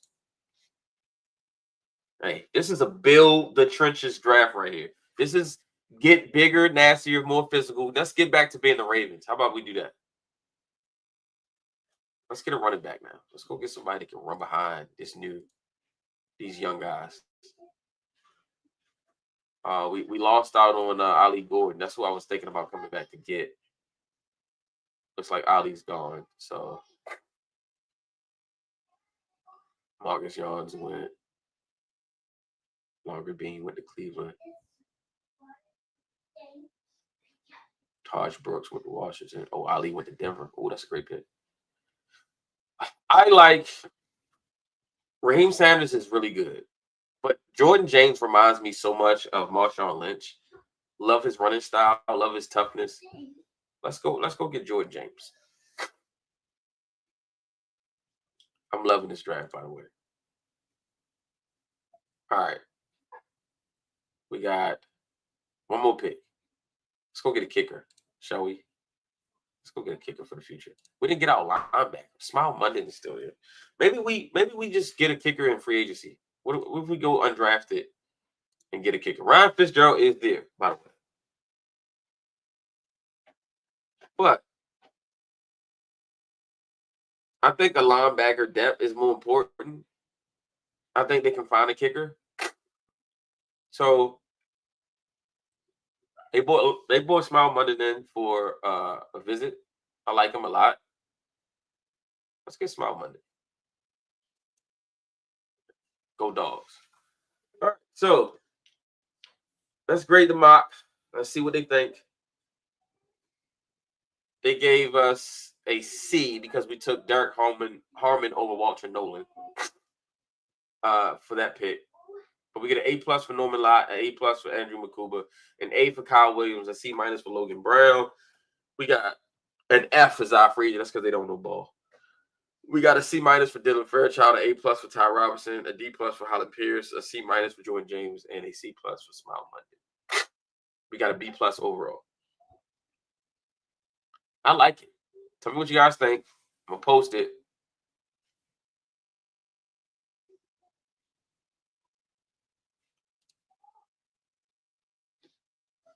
I'm going to post it, and then we'll see. I want you guys' opinion. What do you guys think? Hey, Pushman said, "Do it. Do what, bro? What was that reference to? I didn't see what you was referring to. Were you talking about the linebacker, Munden? Or were you talking about Fitzgerald?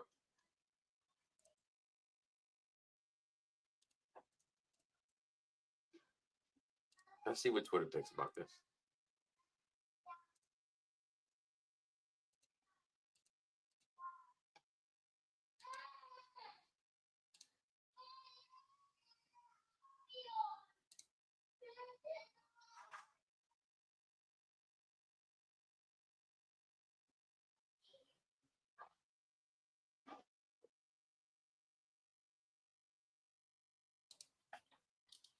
That's interesting. I want to do the Ravens get a comp pick for Trey White.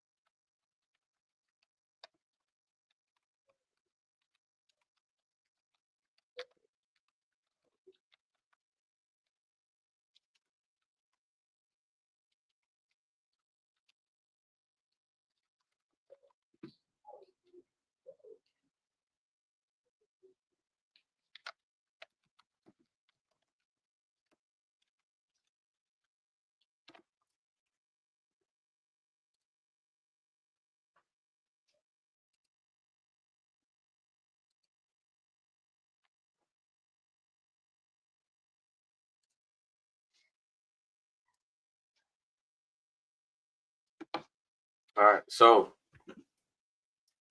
based on the mock we got here, for those of you guys don't know most of these guys, let's look into some of these guys. So you got Derek Harmon. We know about Derek Harmon. All right. Let's talk about Omar Norman Lott for a second. He is big D tackle, interior defensive lineman. I won't call him a tackle, D tackle, because he could play on the edge a little bit. Big D lineman from University of Tennessee. Can play 0 to 3 technique. Can rush the pass, can stop the run. Let's check him out a little bit here. We'll go to each pick and just check out some of these players.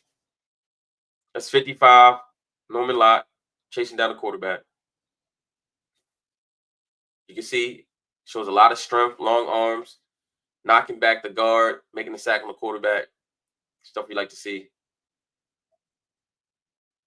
He has ability to really just get after the quarterback, and that's what you like. He has a good motor, and he just won't stop coming. Pause. Fights through the trash, makes tackles. Now you think about having a Derek Harmon, Omar Norman Lott, a Nnamdi Madubuike, a Travis Jones, and a Broderick Washington. Like that's a lot to throw at people. And I think that's what you need. Right now, Ravens are super thin on the interior D-line.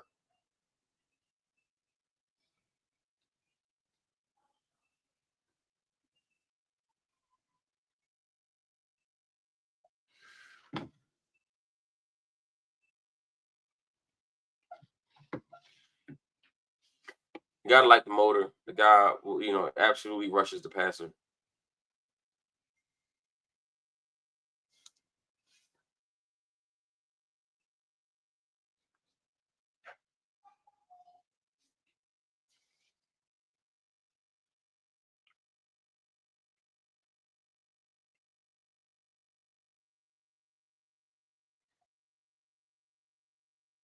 Right through the trash.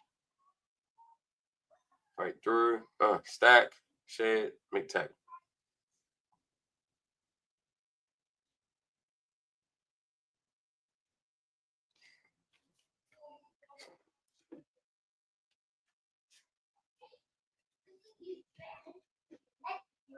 So I like Omar Norman Lott. How would you guys like him paired with how would you guys like him paired with a guy like Derek Harmon? I think that'd be a fun pairing those guys together. All right, so then our next pick was Andrew Mukuba. We've talked a lot about Andrew Mukuba. But for those who don't know, let's just look into some Andrew Mukuba. This is my favorite safety in the draft. So never get enough of watching Mr. Mukuba and his just extreme versatility.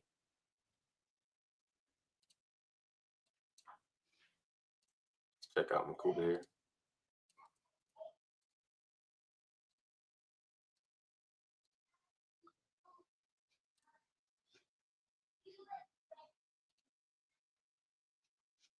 Ability to attack the ball in the air.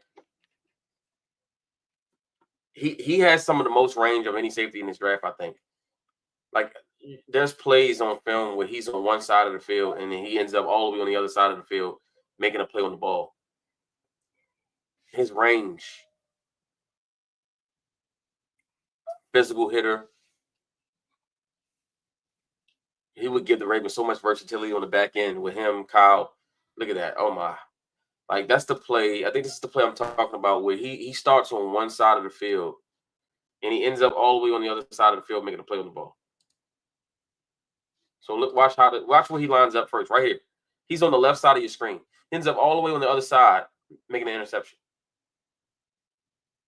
Crazy ball skills, crazy range. That's what you want from your safety. They can just kind of man the back end. He can also come up and fill the alley, make tackles. He's a good blitzer. I think he'd be great. Him and Darius and Kyle Hamilton would give us a really good group of safeties. He gets held right here. All right, now shoot your gun. Go get him.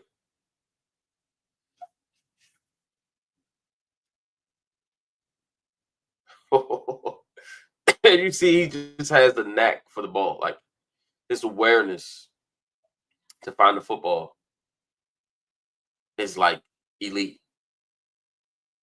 I think his ceiling, the guy could be an all-pro safety. Look at that. He will not hesitate to come up and tattoo someone in the run game.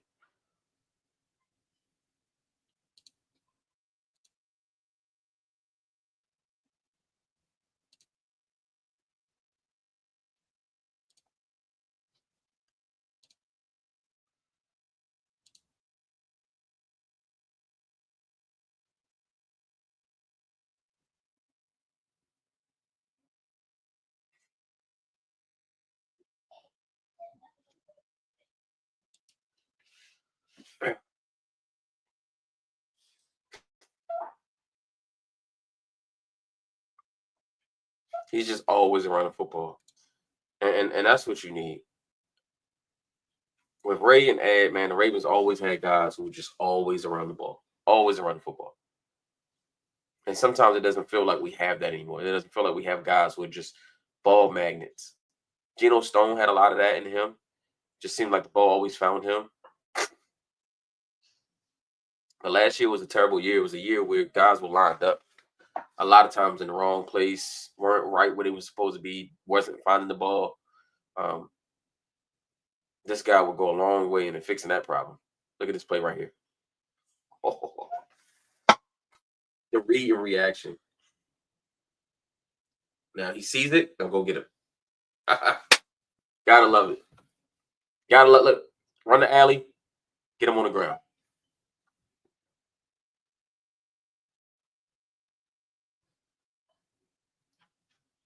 This kid reminds me so much of Ed Reed when Ed Reed first came into the league.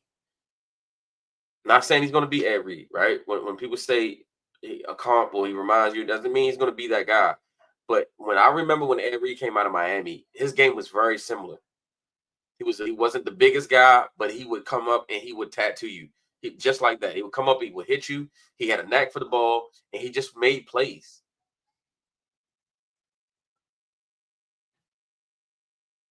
Makuba has a lot of that same ability. Breaks on the football. Look at that. Sees it immediately and attacks the ball. There's no hesitation. There's no indecision. Just see it and go get it. Look at that. That is elite, guys. That is elite. Interception. Watch this.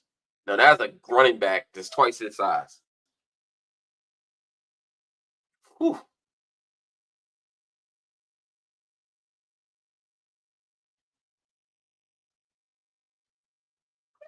Yeah. So as we move on from Mr. Makuba, then we go to Kyle Williams. Now most of you know, if you follow me, like I've been pushing Kyle Williams for months, telling people about Kyle Williams, telling people he's the best kept secret no one was talking about, and then now everyone's talking about him. And so I'm still high on Kyle Williams. Still love Kyle Williams as a prospect. Still think Kyle Williams has the ability to be one of the steals of this draft at the receiver position. If we decide not to go with Luther Burden, this is a guy, him or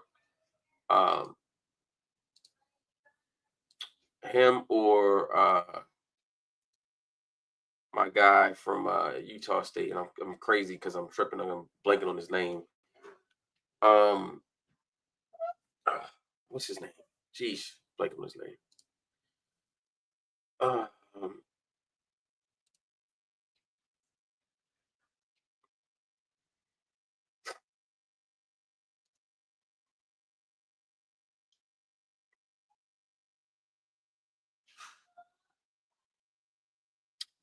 Why is it giving me?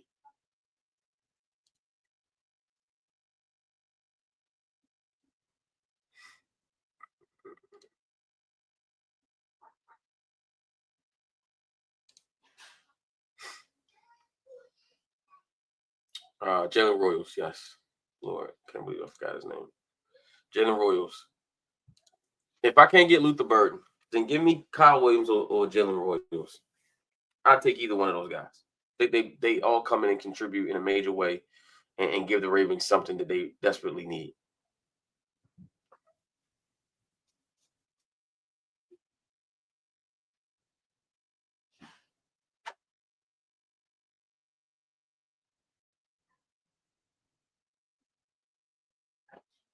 Kyle is a tough receiver, catches the ball, unbelievable burst and speed.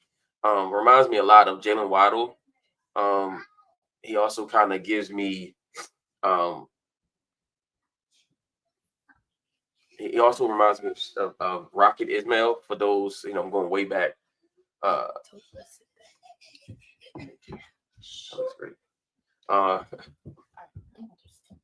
Rocket Ismail. So he's the guy that really I like a lot.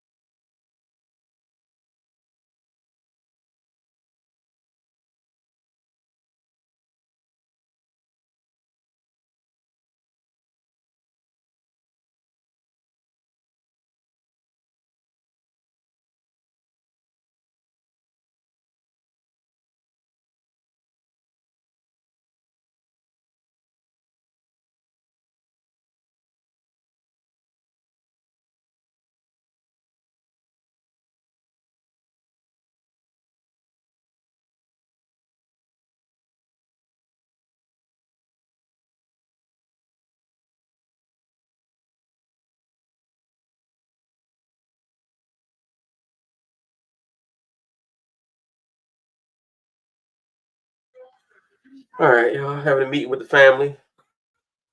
But yeah, man, I mean, Kyle Williams would be just an absolute steal to get him, to pair him with Bateman and Zay, a true field stretcher, a guy that can absolutely just, make you pay for not keeping that safety back, but you want to bring the safety up because you got to worry about Derrick Henry and Lamar Jackson. True conundrum he would put defenses in. And it would allow Zay Flowers and Bateman to operate underneath. I think this would be a slam dunk. He catches the ball and he goes from 0 to 60 like in a hurry.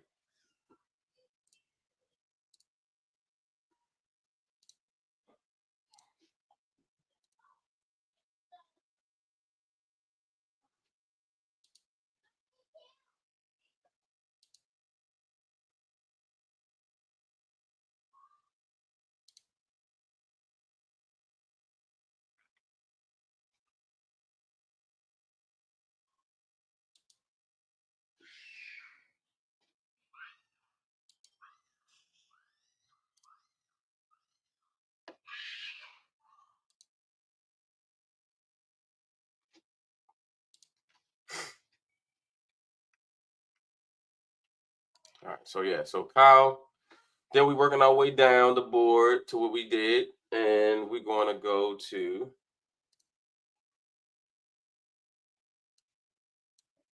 all right, we're going to go to Logan Brown. We're going to check out Mr. Logan Brown here. He's a tackle that I know a lot of people are not familiar with. but he played for Kansas. He was the big reason why Devin Neal really good career.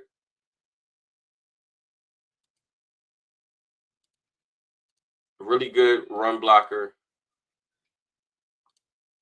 And we're going to check him out. I think he can play guard in the next level as well.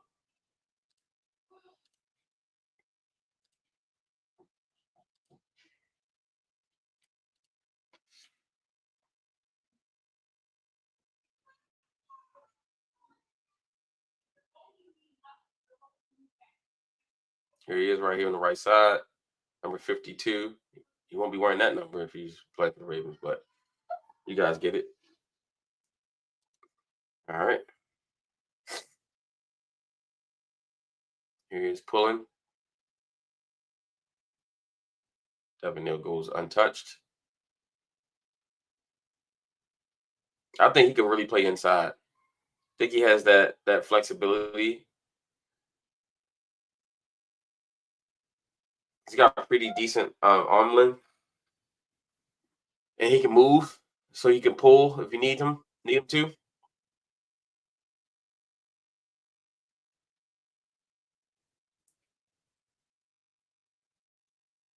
Devin Neal is such a good running back, man.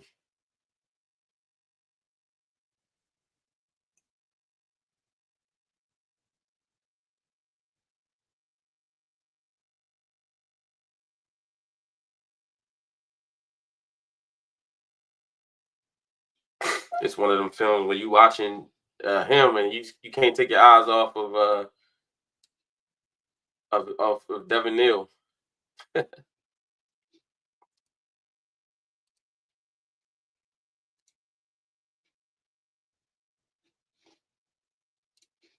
right, so I want to do one more video of I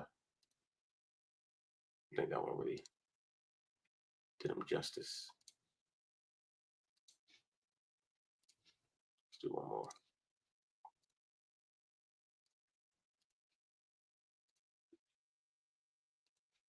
All right.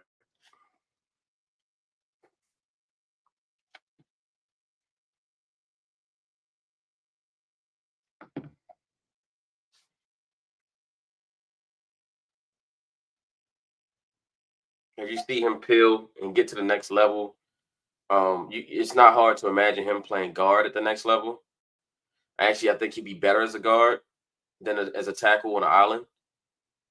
But that versatility is something I'm sure would be intriguing to the Ravens.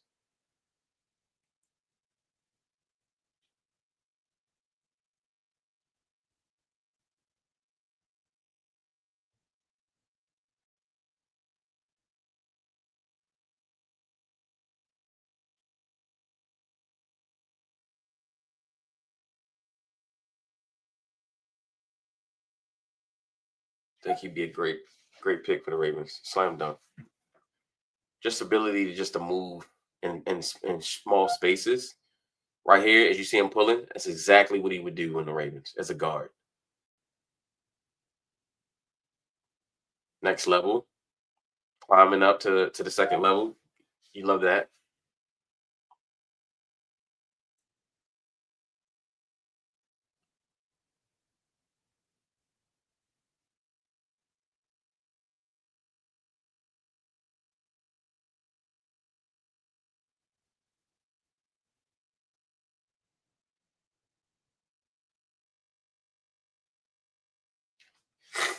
Yeah, so.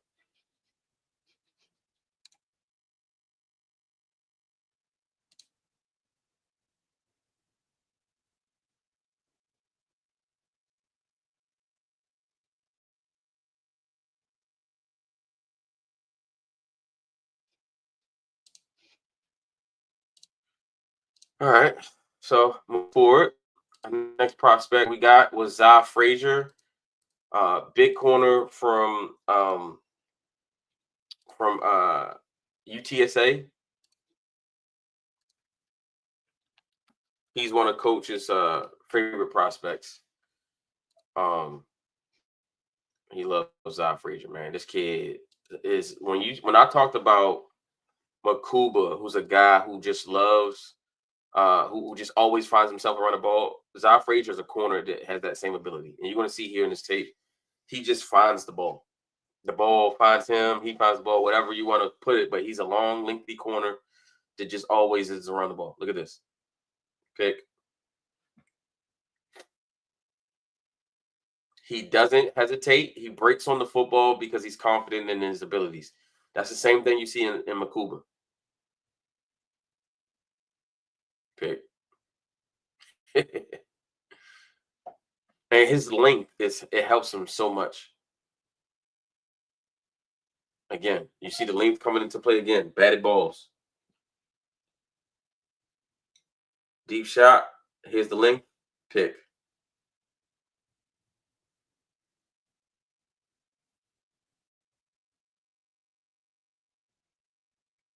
See this one? Deep shot. And the ball just finds him, man. Like, there's some guys that they're just a magnet for the football. You get Makuba on this defense and Zai Frazier. Look at that break. Our ability to create turnovers go up immensely. Pick. Like, Marlon led the team in interceptions last year, and that's a problem because Marlon's not known to be a guy who takes the ball away. And the fact that he had to step up to that point because no one else would, yeah, that lets us know we need to get better at that. Look at that. That length coming in again. He just takes the ball away from the receiver. Even though the receiver had a step on him, he still came over the top because of the long arms. Here he is again.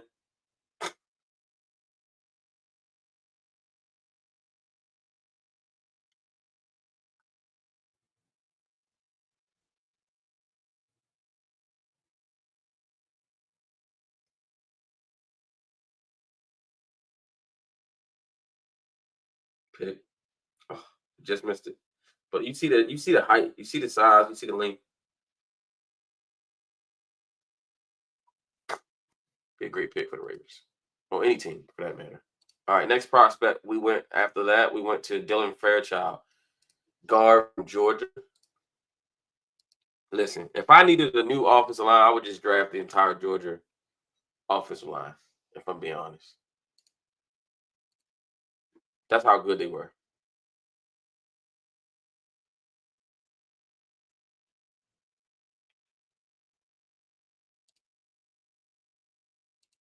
All right, so we're going to watch Dylan Fairchild. He could be a day one starting guard for us. Wow.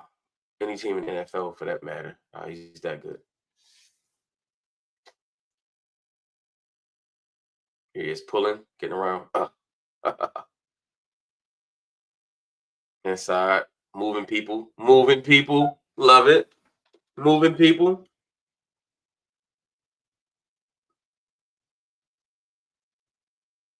Pass protection, set in the pocket.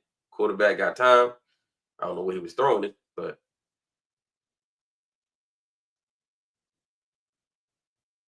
second level. Let's go.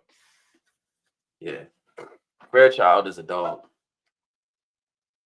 Look at that. Looking for work.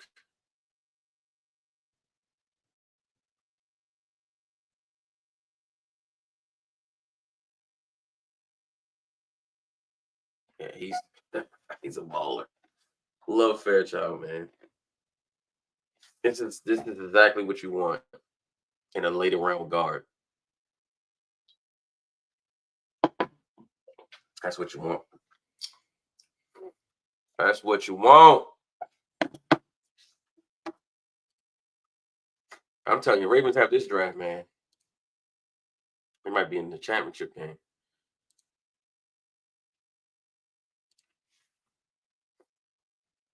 Here's again. Moving people inside.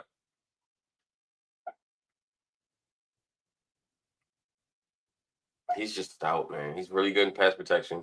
Really good in run blocking. He's just stout.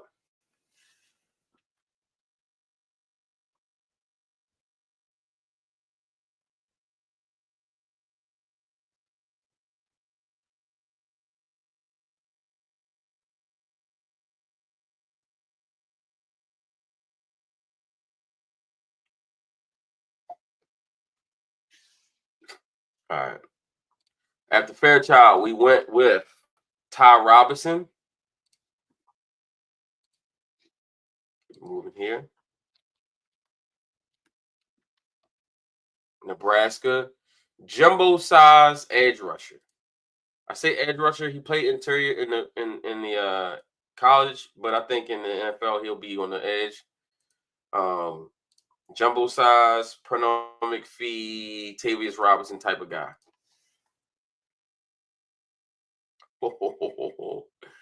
Decleater.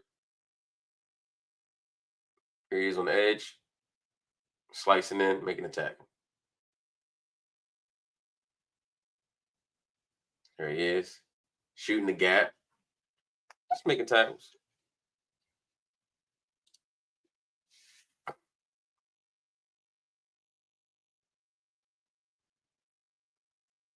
Ty Robinson is a dog.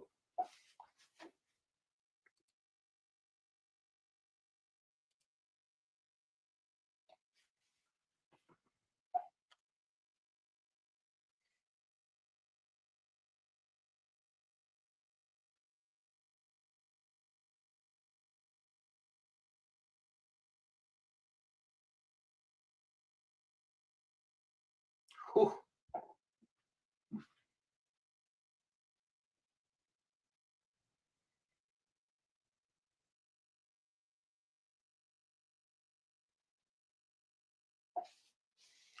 It's a big boy. All right, so then we go from Ty Robinson, we go to Holland Pierce. Massive tackle from Rutgers. And as you can see, this draft has a theme. Massive people, big guys. You know, we all know the Ravens profile. Big guys who just can move people.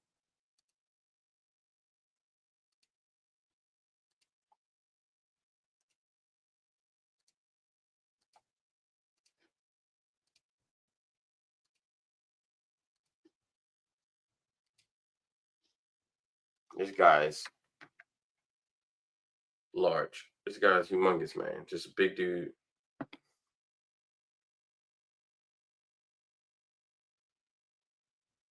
Reminds me of those Ravens offensive linemen of the past.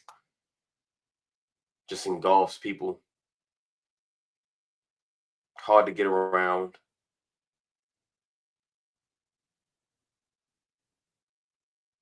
He was at the East-West Shrine Bowl, and he just dominated people down there.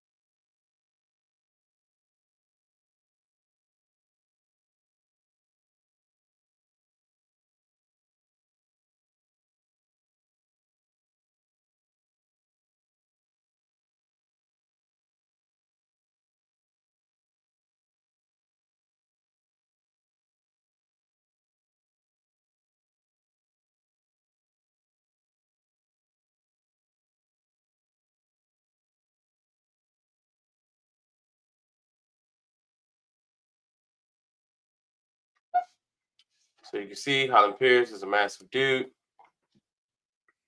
I think he'd fit perfect. Then we got Jordan James, running exciting guy. I compare him. He reminds me a lot of like Marshawn Lynch, in the way that he just runs the football. Just powerful guy.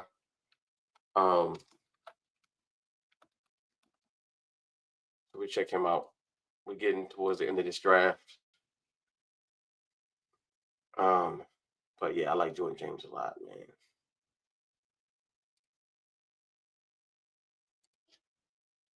He's got a lot of Marshawn to his game.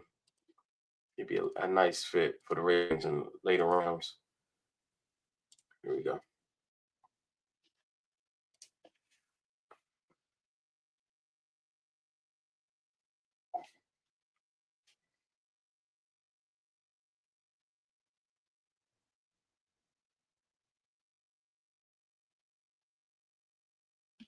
You see just the toughness and the relentlessness and the violence that he runs with. He's just running guys over. He's breaking tackles. As you can see, just taking a ton of guys to get him on the ground. Very Marshawn Lynch-ish. Look at this. Oh, man. Marshawn Lynch came back.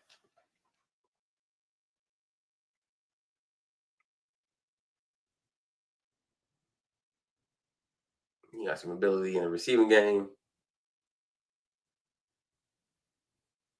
Just a tough tackle.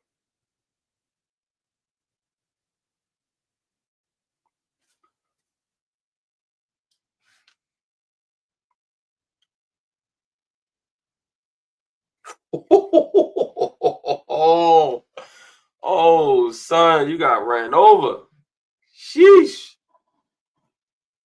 Did y'all see that? Oh, my. Truck stick.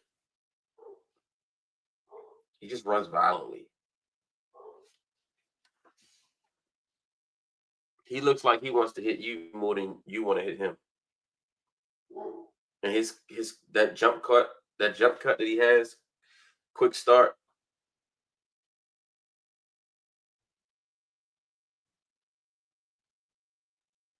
Next level. God. Yeah, he's got so much of Marshawn to his game, man. As soon as I watched this film, I was like, wow, this dude looks like Marshawn Lynch.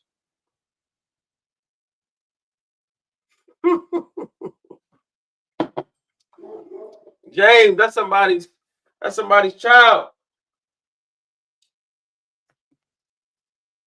That's somebody's baby. Somebody's husband you just ran over.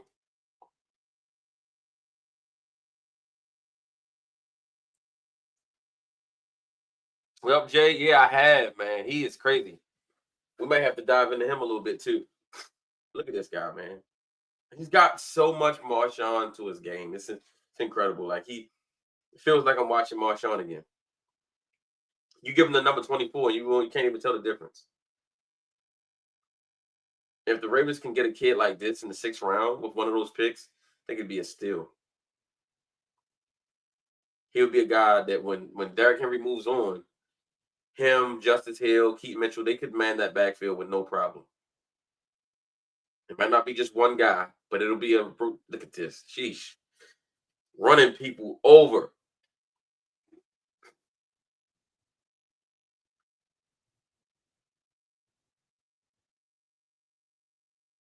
And he just finds the end zone. Got a nose for the end zone.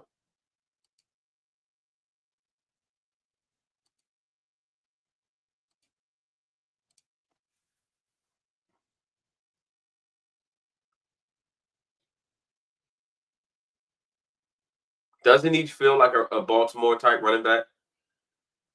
Just be honest. As you watching this, you just like, I can see this guy in Baltimore. Like he feels like that J.K. Dobbins, that Ray Rice, that Jamal Lewis, that just guys that they've had in the past. Guys who just run hard.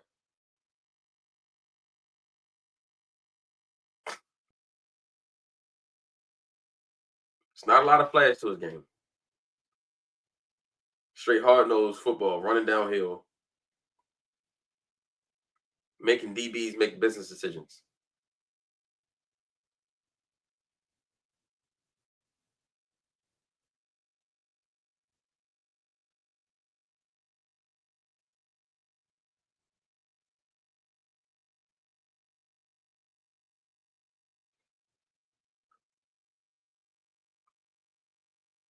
Shows the soft hands in the receiving game.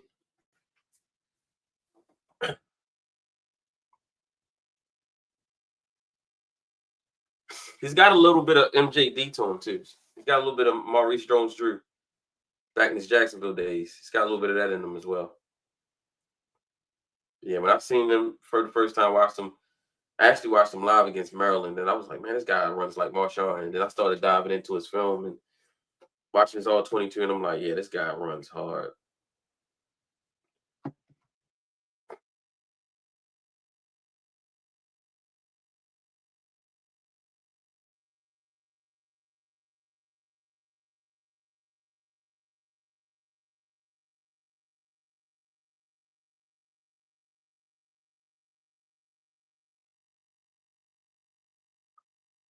Yeah. Look at that. Just running people. That's all. He just wants to inflict punishment on people. Bernard Pierce, that's a good one. Bernard Pierce was also a tough runner. All right, so then after Jordan James, we went to Smile Monday. This was our last pick of the 7th-round mock draft. Linebacker from Georgia. This will be our second Georgia player taken.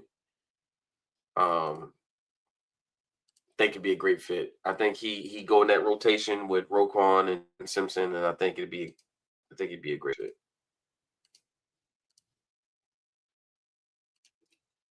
All right, so we go to Monday here.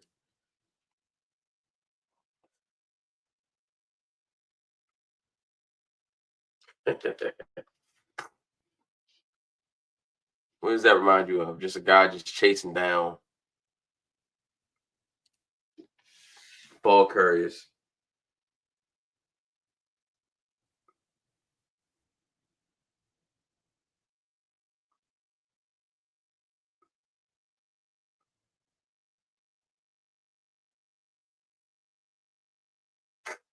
You see the break?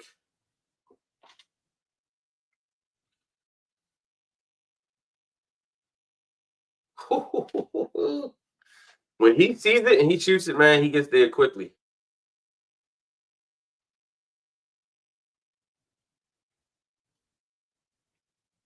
He doesn't hesitate. When he sees it, man, he goes.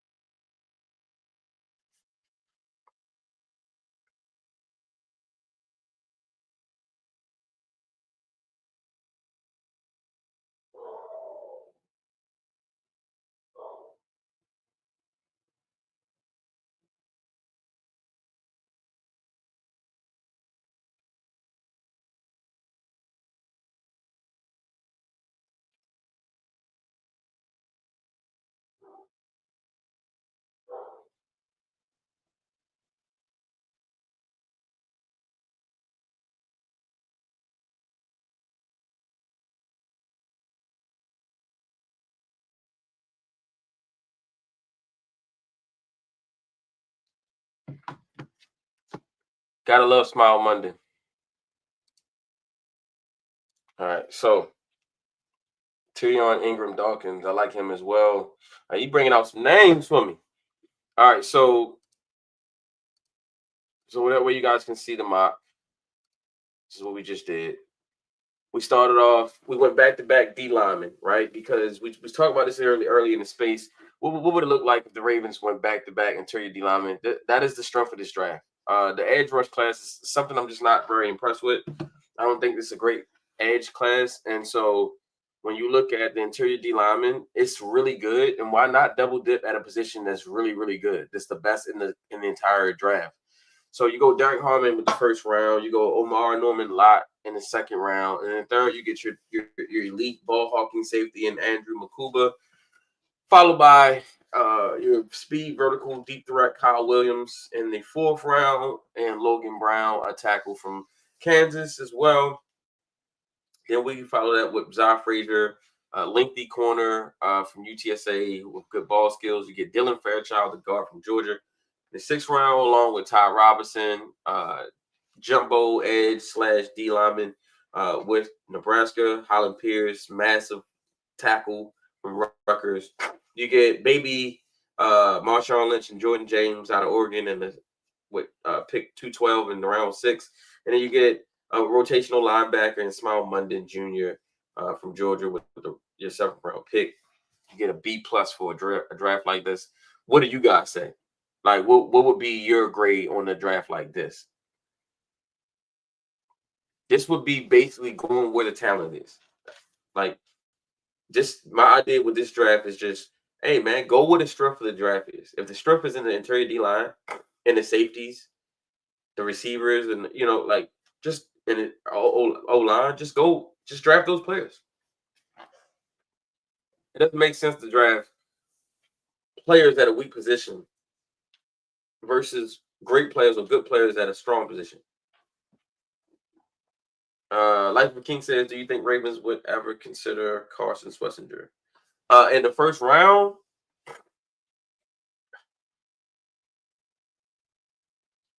I think they consider it for sure. I think they consider it. I don't think they'll do it. I think they consider it though. An off-ball linebacker at 27. That'd just be, to me, that would make sense. You already basically have 2 starting off-ball linebackers. If they did that, that tell me that they do not believe in Trent Simpson at all. But we've already seen that. We've already seen them go at that position and draft, Patrick Queen. And though Patrick Queen was solid, I do think that was something they probably regret. Because you could have had T. Higgins. You could have had another player at a premium position that was better, and you took a linebacker. But I do like Schlesinger. I do like him, just not the first.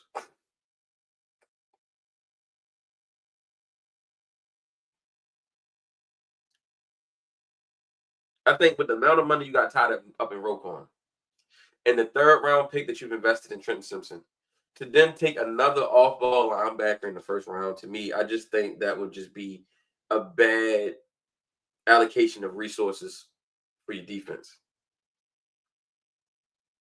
But I think Schlesinger is a dog, though. Don't get me wrong. He's a dog. And unless you feel like you're going to give Roquan 1 or 2 more years and then you're going to move on from him, and then your linebackers will be Schlesinger and Trent Simpson, then maybe I can see that.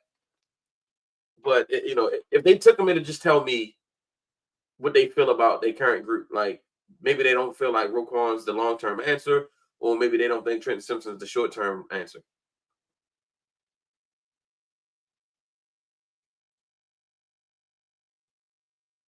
He's a dog, though. He reminds me a lot of Luke Kuechly. If you watch Luke Kuechly's film back in Boston College, he was very similar. Just run around, hit people, very smart, high IQ player. He will always find himself in passing lanes. Like, he's just a good player.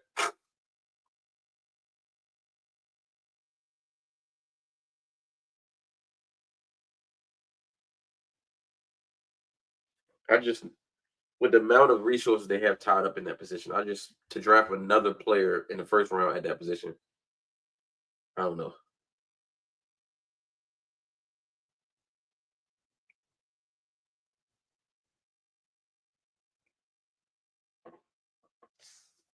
Schlesinger's a dog, though. He worked himself out from he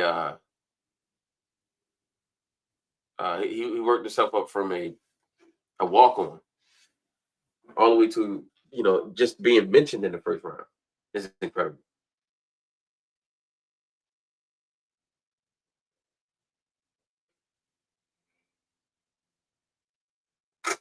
Here's some special teams. The Ravens are going to love this.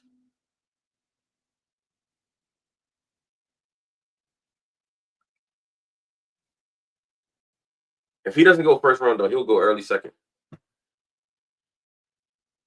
He'll go early day 2.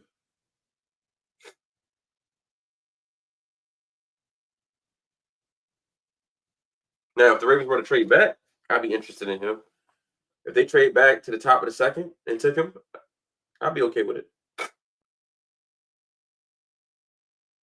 I just think about the amount of players that'll be there at 27 to take an off-ball linebacker. It'd be interesting.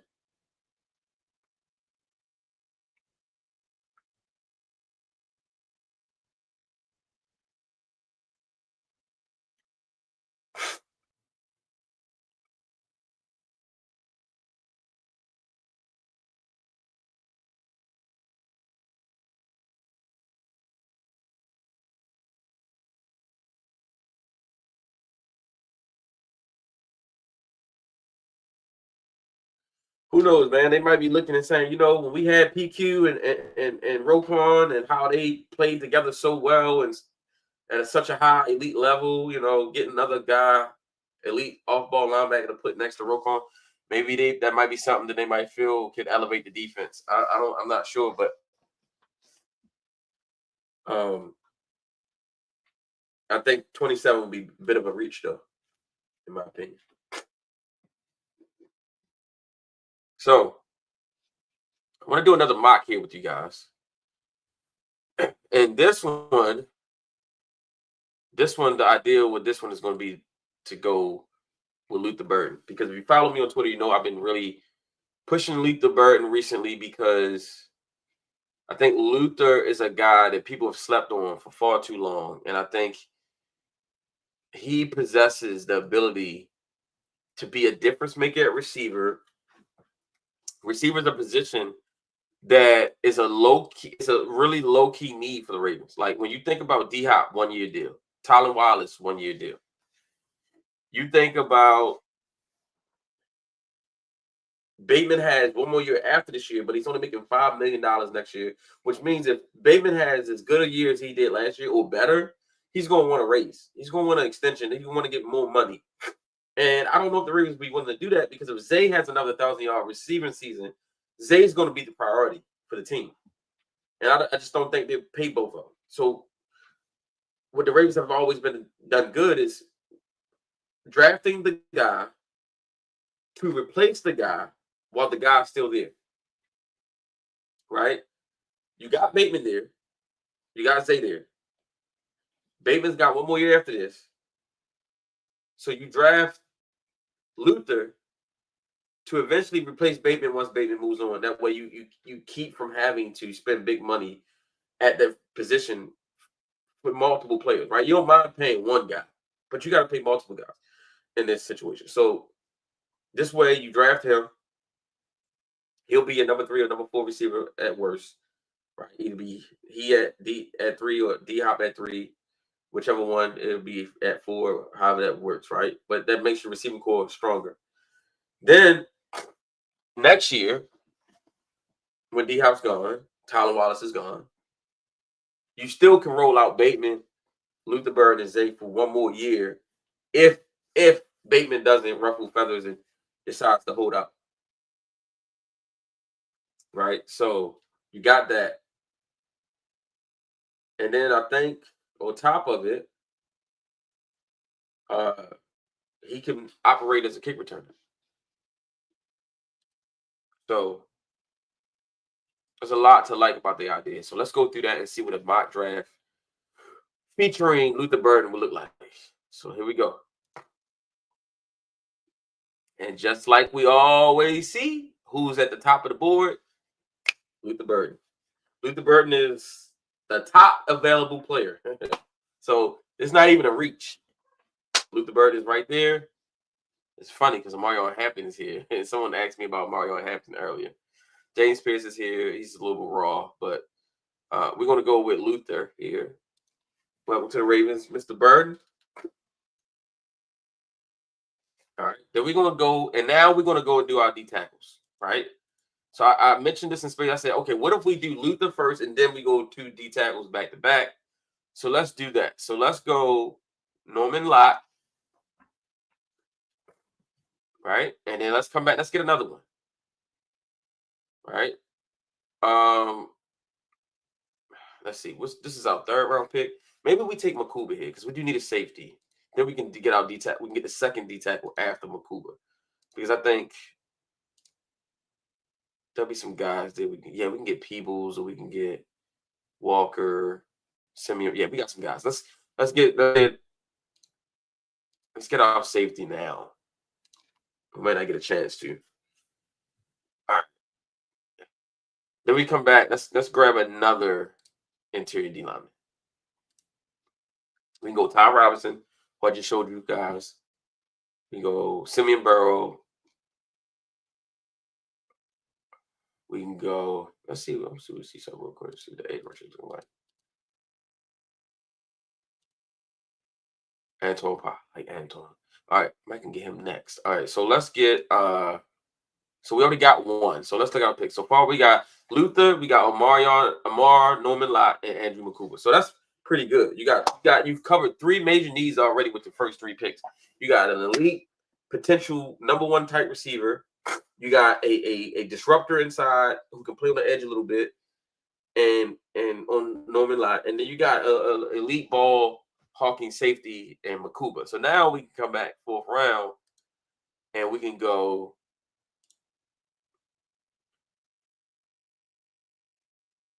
He's still there. I like that. Let's see. Just checking out some things. Linebacker Barrett Carter still there.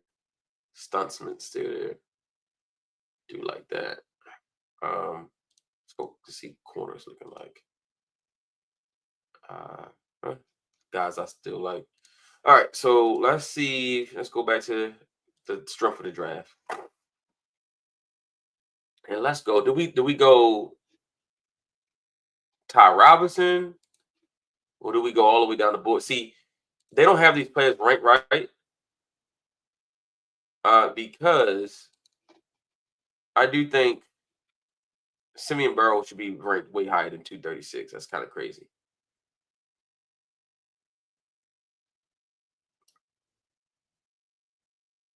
Let's go with a guy like Ty Robinson. Let's go Ty. We just did Ty. Let's do Ty again. Pair him with Norman Lott again. All right. So we got Ty. And we come back. I don't know why Kyle Williams keeps falling. I don't think this is happening in real life. All right. So we got Ty. Let's see if we can go get that off-ball linebacker we were talking about. Let's see if we can get Danny Stutzman. I like Stutzman here. Let me see. Any better value at something else? Let's see who's the top players. Savion Jones, edge from LSU.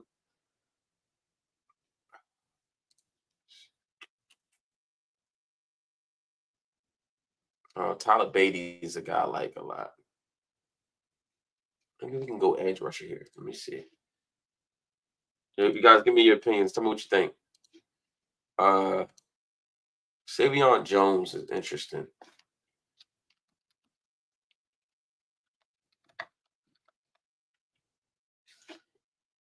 So what you guys think, Mr. Savion?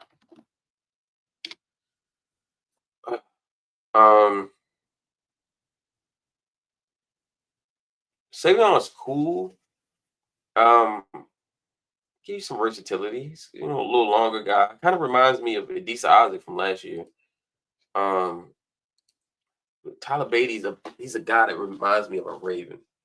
He really does. He really feels like a Raven.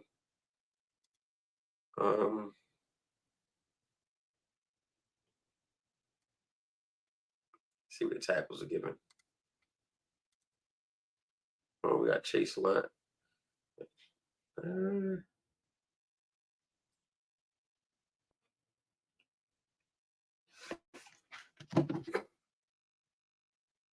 Give me 1 second, guys. Let's take a pause on this.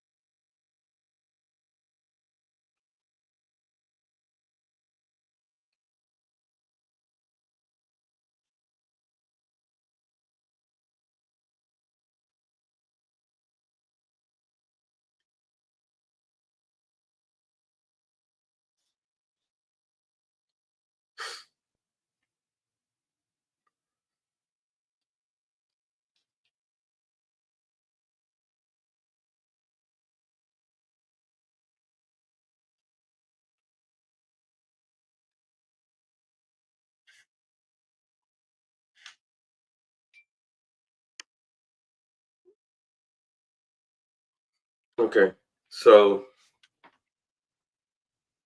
what if we took Emory Jones here? I like Emory Jones. I know they're saying it's a reach, but I don't care what they say. I like Emory Jones a lot. So let's go get Emory Jones here. And then we can come back and we can get a guard. Let's get guard. Let's go get a guard. Let's go get Fairchild again. Okay. Then we can come back and we back on the board again.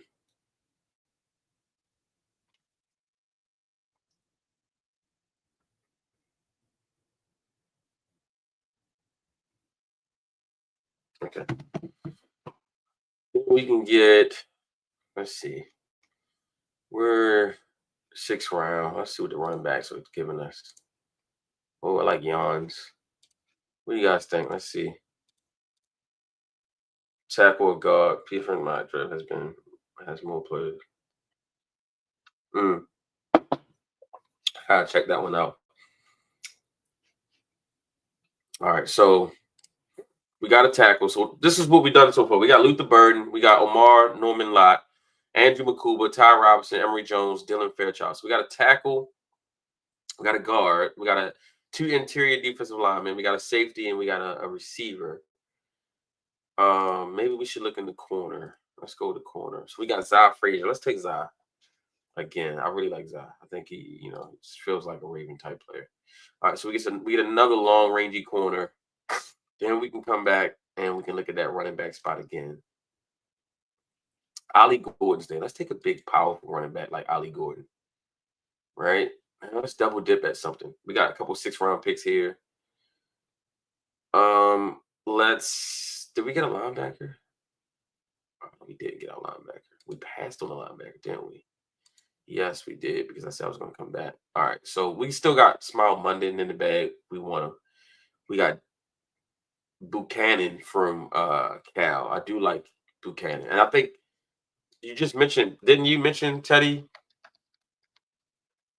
I think you just mentioned Teddy, if I'm not mistaken. Jay Will, I think you mentioned him, didn't you?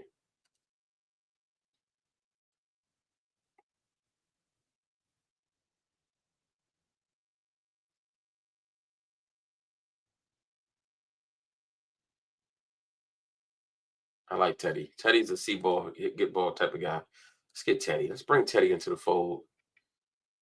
All right. So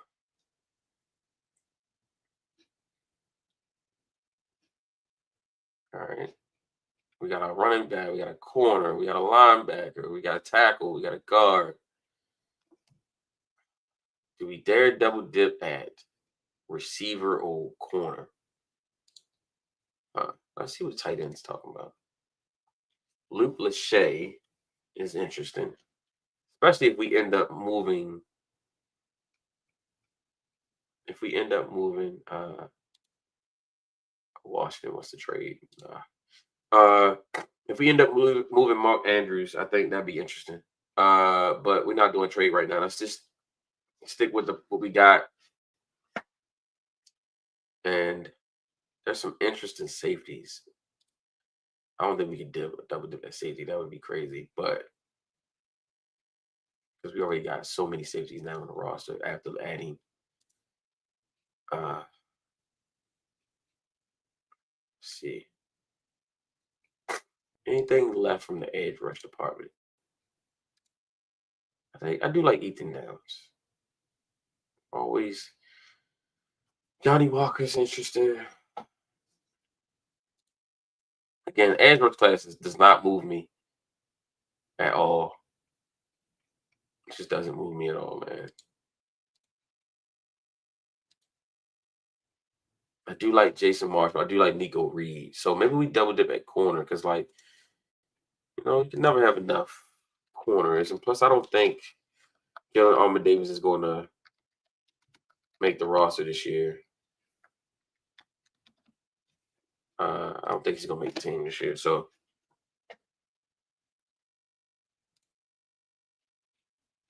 probably it doesn't hurt to have an extra body at the cornerback position.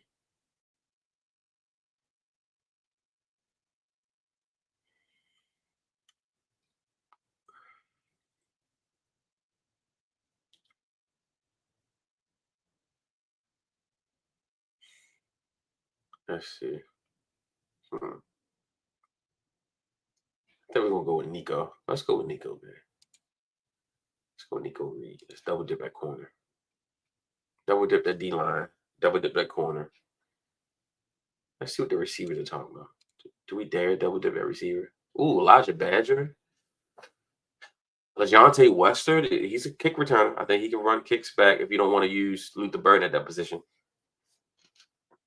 At that point, though, I don't know, though, because you would have Tylen Wallace, Tez Walker, DeAndre Hopkins, Luther Burden, Bateman, Zay. That's six. Nah. That's too many receivers at that point. I mean, you end up cutting one of them. Let's go. Let's get a kicker. Let's get a kicker this time. We went Smile Monday last time. This time we got Buchanan. Let's get a kicker. Let's go get Justin Tucker's replacement. Let's get Ryan Fitzgerald. And let's round out our 7-round mock draft here.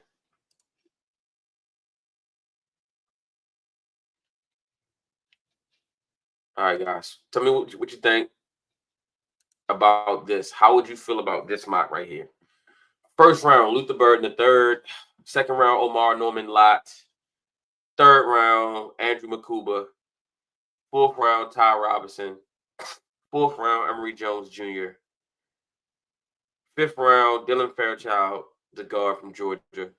Sixth round, you get UTSA, Zy Frazier, and Ali Gordon, along with Teddy Buchanan and Nico Reed. And then you round out the 7th round with Ryan Fitzgerald, kicker from Florida State. They give us a B with this one. All right, so tell me, what do you guys think if the mock felt like this?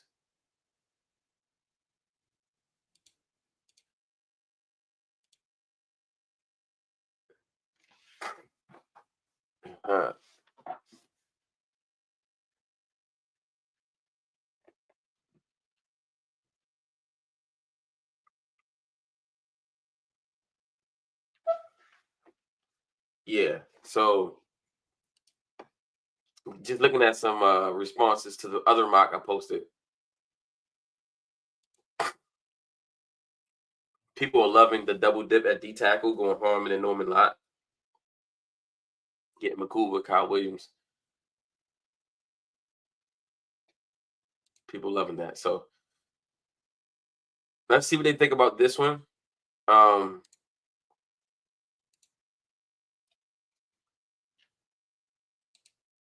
Let's see if we think about this one. So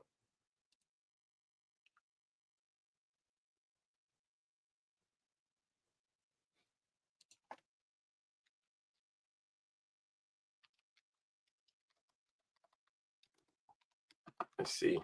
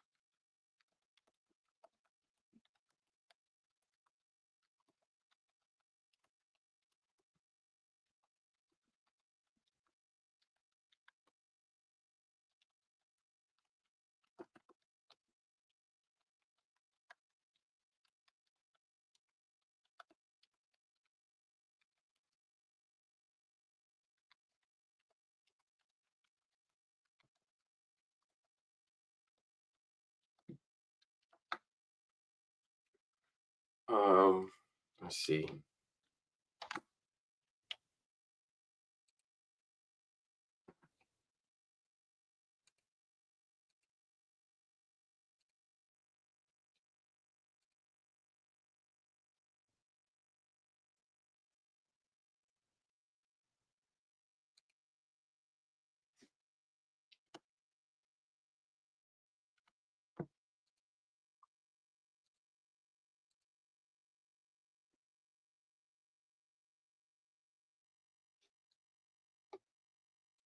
All right. Get your thoughts, guys. All right. So Jalen Travis. I think this would be a crazy draft. If they get Luther Burden, somehow still get Norman Lott, Makuba, Ty Robinson, Emory Jones, Fairchild. That just these guys right here would make it's a home run draft for me. And then to be able to get Zy Frazier and Ollie Gordon later, a guy like Teddy Buchanan, who's just like the dude is just like shot out of a cannon on every play. Nico Reed has a knack for the football as well as another corner that you can add for depth. And then getting Ryan Fitzgerald as your future kicker. I think this would be an outstanding draft. What's your guys' thoughts on this draft? Ollie Gordon, like this draft features two guys that just 2 years ago were like the best players in college football. Ollie Gordon and Luther Burden. If these guys came out just in 2023, like they've been top 10, 15 picks. Ollie Gordon was where Ashton Genty is right now, where he was considered the best running back in college football.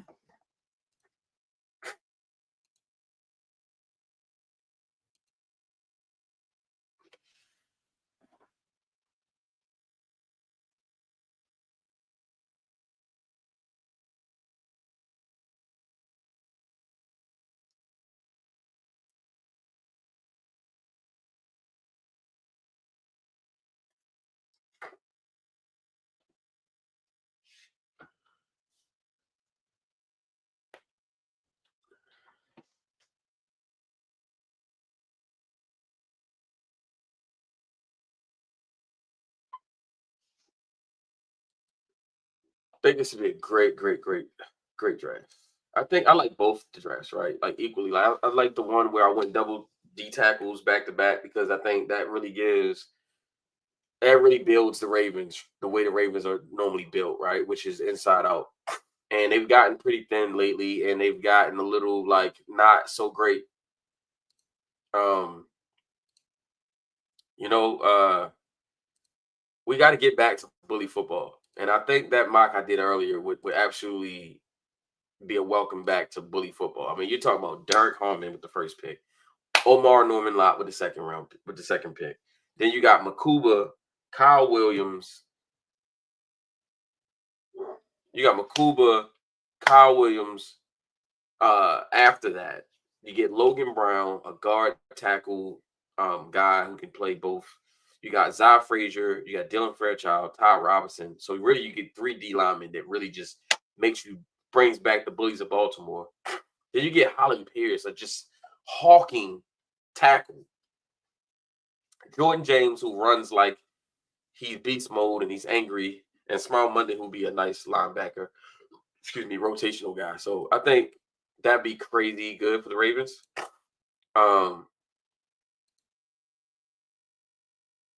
Yeah.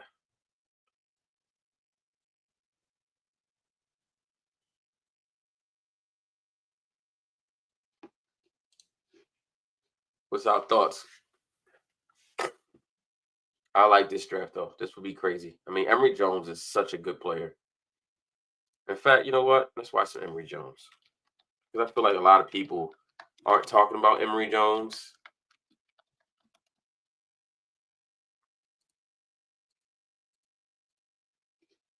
Let's talk about some Emory Jones.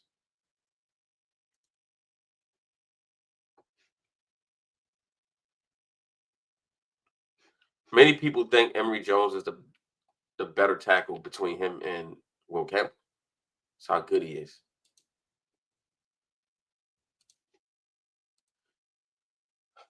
So let's check out some Emory Jones real quick.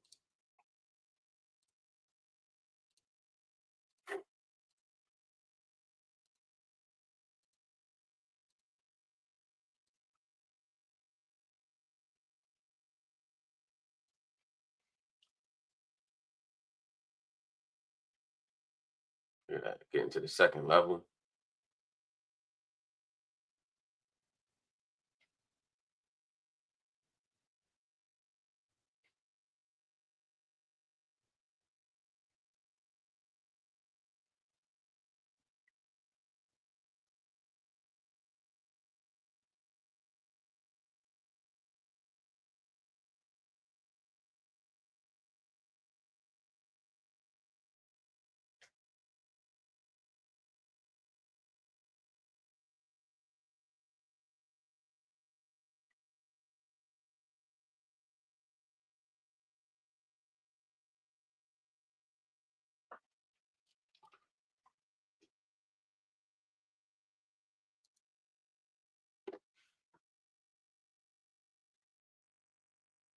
He anchors so well. He doesn't get overextended much. He anchors really well. Solid in the run game, really good in the pass game.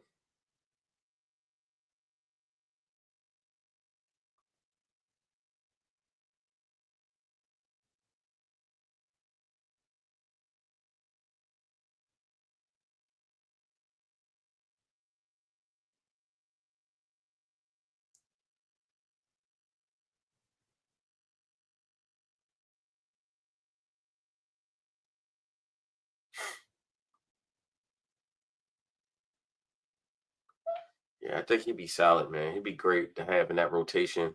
He'd also be great once Ronnie retires, you can move him to the right side, and then you can move Roger over to the left side if you needed to. Depending on what you would be able to get in the draft next year. So yeah, I think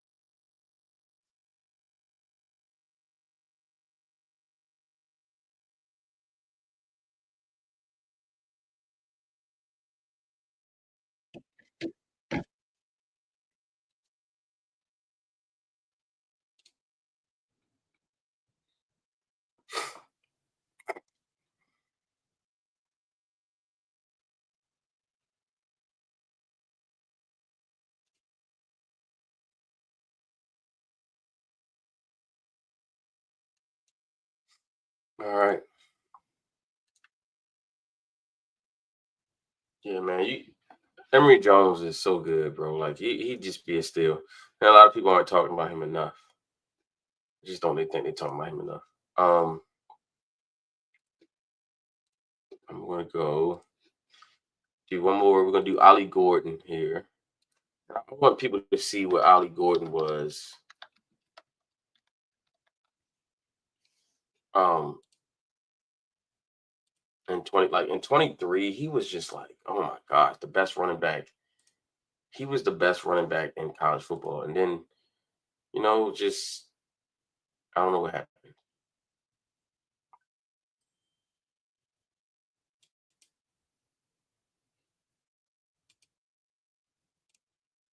So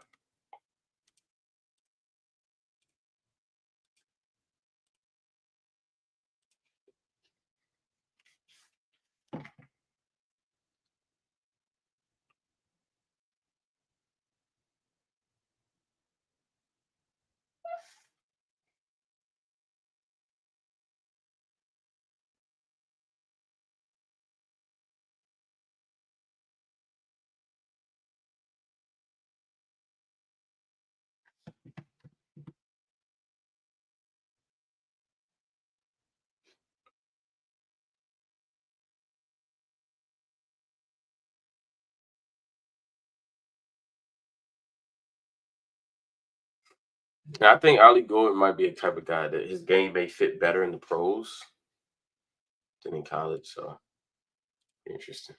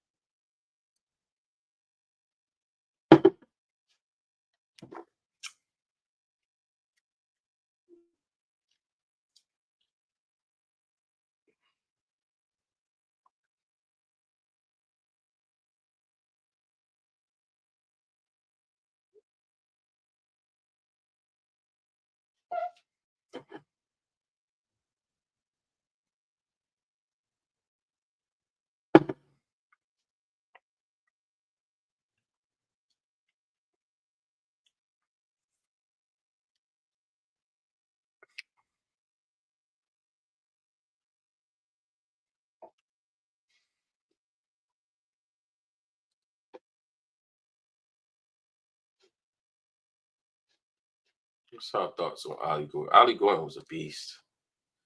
He was such a beast, bro. He was such a beast. I don't know what happened to this guy. Like, he just kind of, I don't know. I think he'd be a better pro, though, than he was a college football player. I think eventually the pro game would fit him better.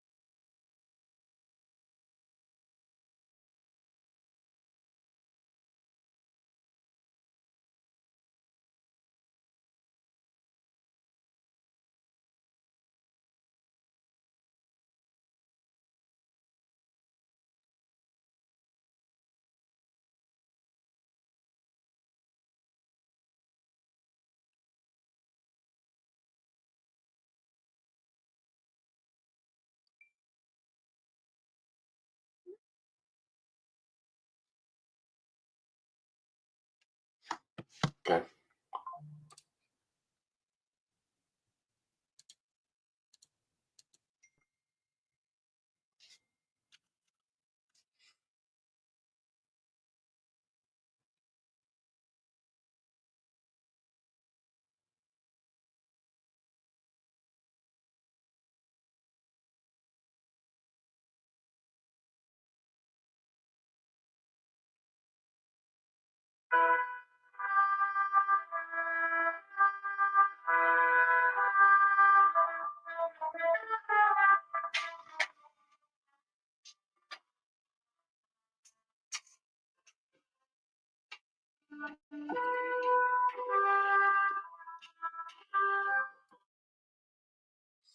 All right, y'all. So jumped into some prospects today.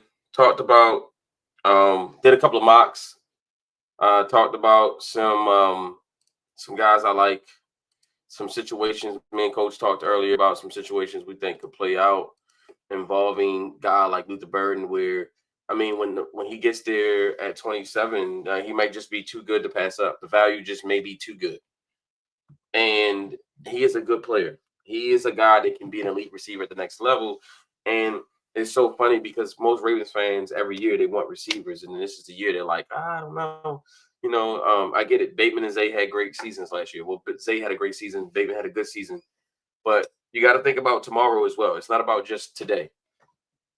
Also, a guy like Luther would raise the floor of your receiving room, right? Instead of D-Hop being your number 4 receiver. I'm sorry, your number 3 receiver, maybe Luther is. And even if D-Hop is your number 3 receiver, Luther's your number 4 instead of Tyler Wallace being your number 4, right? So now Tyler Wallace is your number 5. Everything is in its proper place. That's how it should be. I just think that there's nothing wrong with adding and getting better at a position of strength, doubling down on a position that you believe is a strength. Right now, you might believe Zay, Bateman, and D-Hop is a strength, but it could be even more of a strength by adding a guy like this. When you look around the league, other teams are doing it, right? You look at the Bengals. They got Chase. They got Higgins. For a long time, they had Tyler Boyd as well. They went out and got Slovis. Right. And then last year they drafted what's the kid from Alabama, right? Again, building on a strength, right? Then last year, Commanders thought they had a decent receiver room, right? You got Terry McLaurin, you had Dimey Brown, no, they go out and get Debo Samuel. They add another guy. They probably draft someone this year. Chiefs, they had Rasheed Rice. They went out and got Hollywood Brown in free agency last year. And what they do? They still draft Worthy in the first round, right? You can never have enough good young receivers.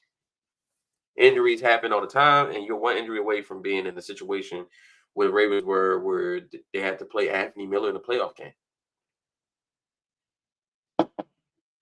So,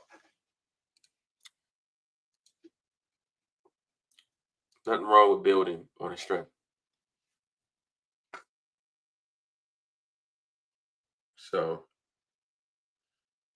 with that being said, I'm going to bid you guys a farewell. Maybe be back on later tonight, maybe not, but I appreciate you guys rocking with me. 130 people watching right now through X. We got 129 people on X. We got YouTube, a bunch of viewers on YouTube, and then we also have Sports Freaks Podcast as well on YouTube channel. So we got quite a bit of people coming in, and we appreciate you. Thank you, and I'll be catching up with y'all soon.